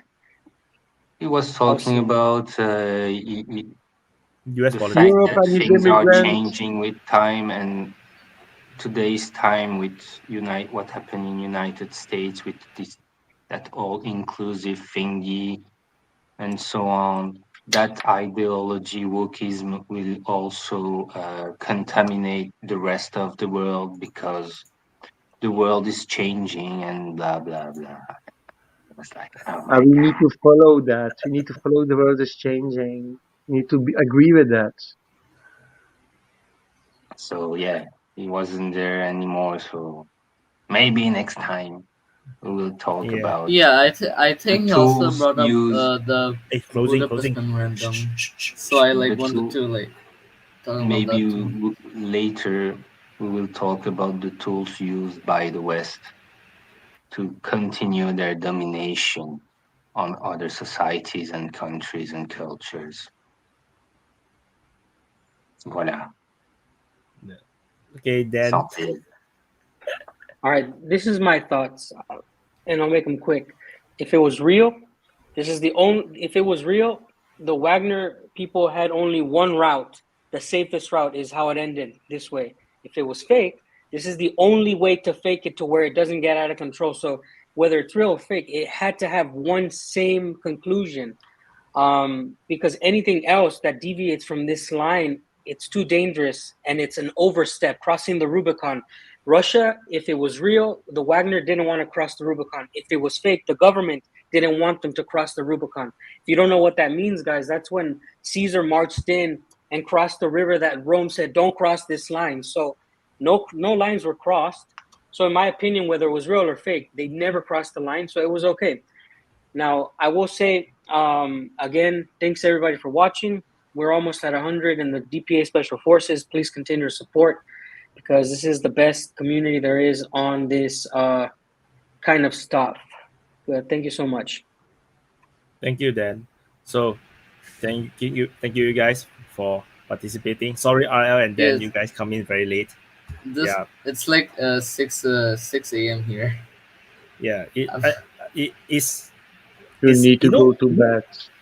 Yeah, you know I've been awake since- what was my original plan? I was planning like a 3 hours European session, then after that maybe in another 2-3 hours time I will do a American Asian session, because it's like so many things have happened, right? So and then end up when I came online after I wake up, it's like, what the hell, the thing is over already. So then end up when I open the show, is the Americans are all in, and then it's pointless anymore. Then after they talk about US politics, and half of the audience just like, fuck US politics again. Then they left. Hey Wyatt, everybody yes. got a plan until Prigozhin punch you in the face. Yeah, I also think so.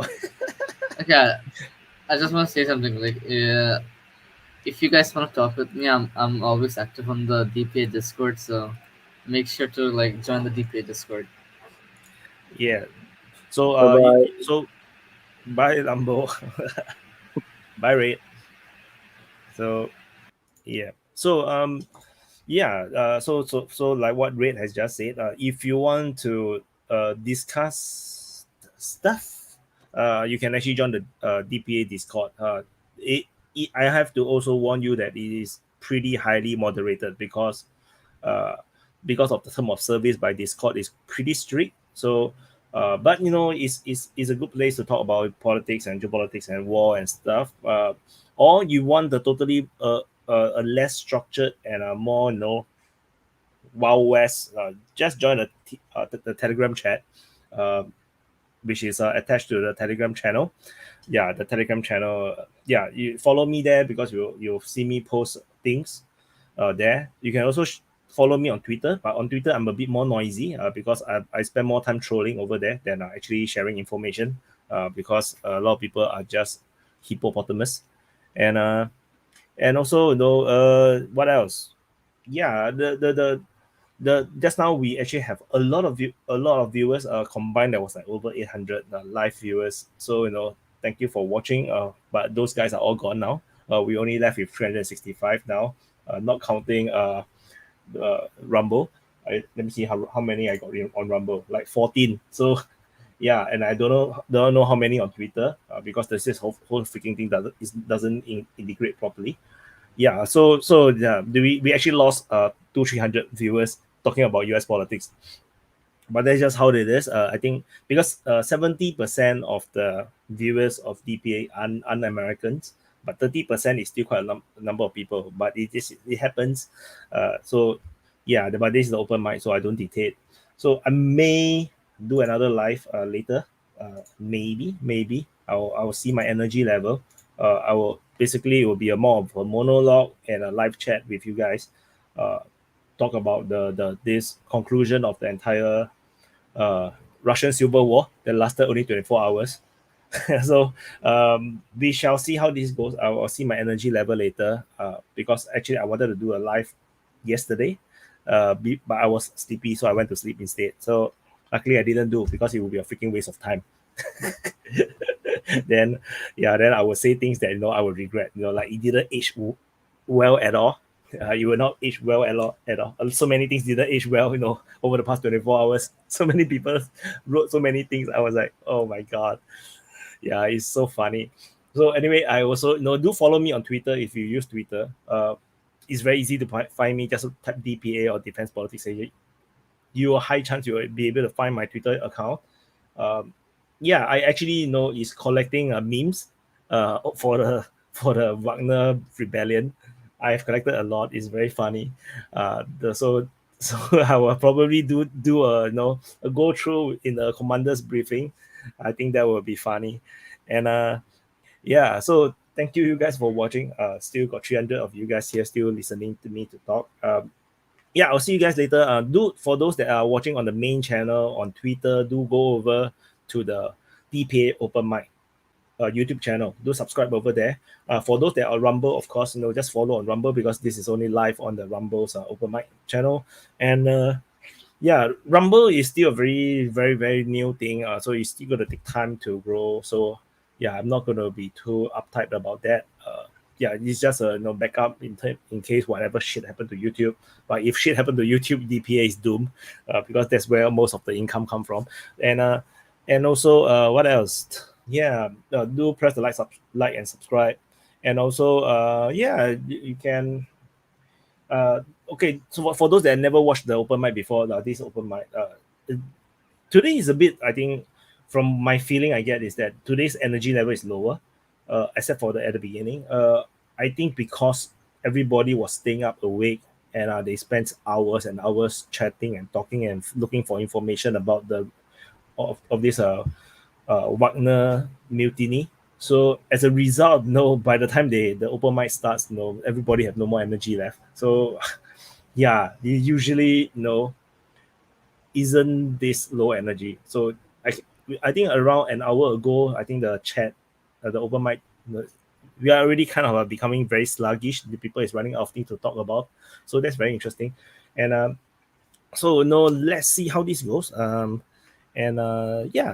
I'll see you guys later. Hopefully I will have energy to do a live. But what I will need to do is probably to map out the past 24 hours first, whatever shit happens. And then so I know what I will be talking about at least. And do press the like button. I don't know how many times I say this again. And and okay, I think that's about it. So I'm going to put in the outro, and then put in some music, and then we shall close. Arigatou gozaimasu, terima kasih, 谢谢, and then 多謝, and 感謝, and plastic bus, and a plastic bus, and I'll see you in the next update.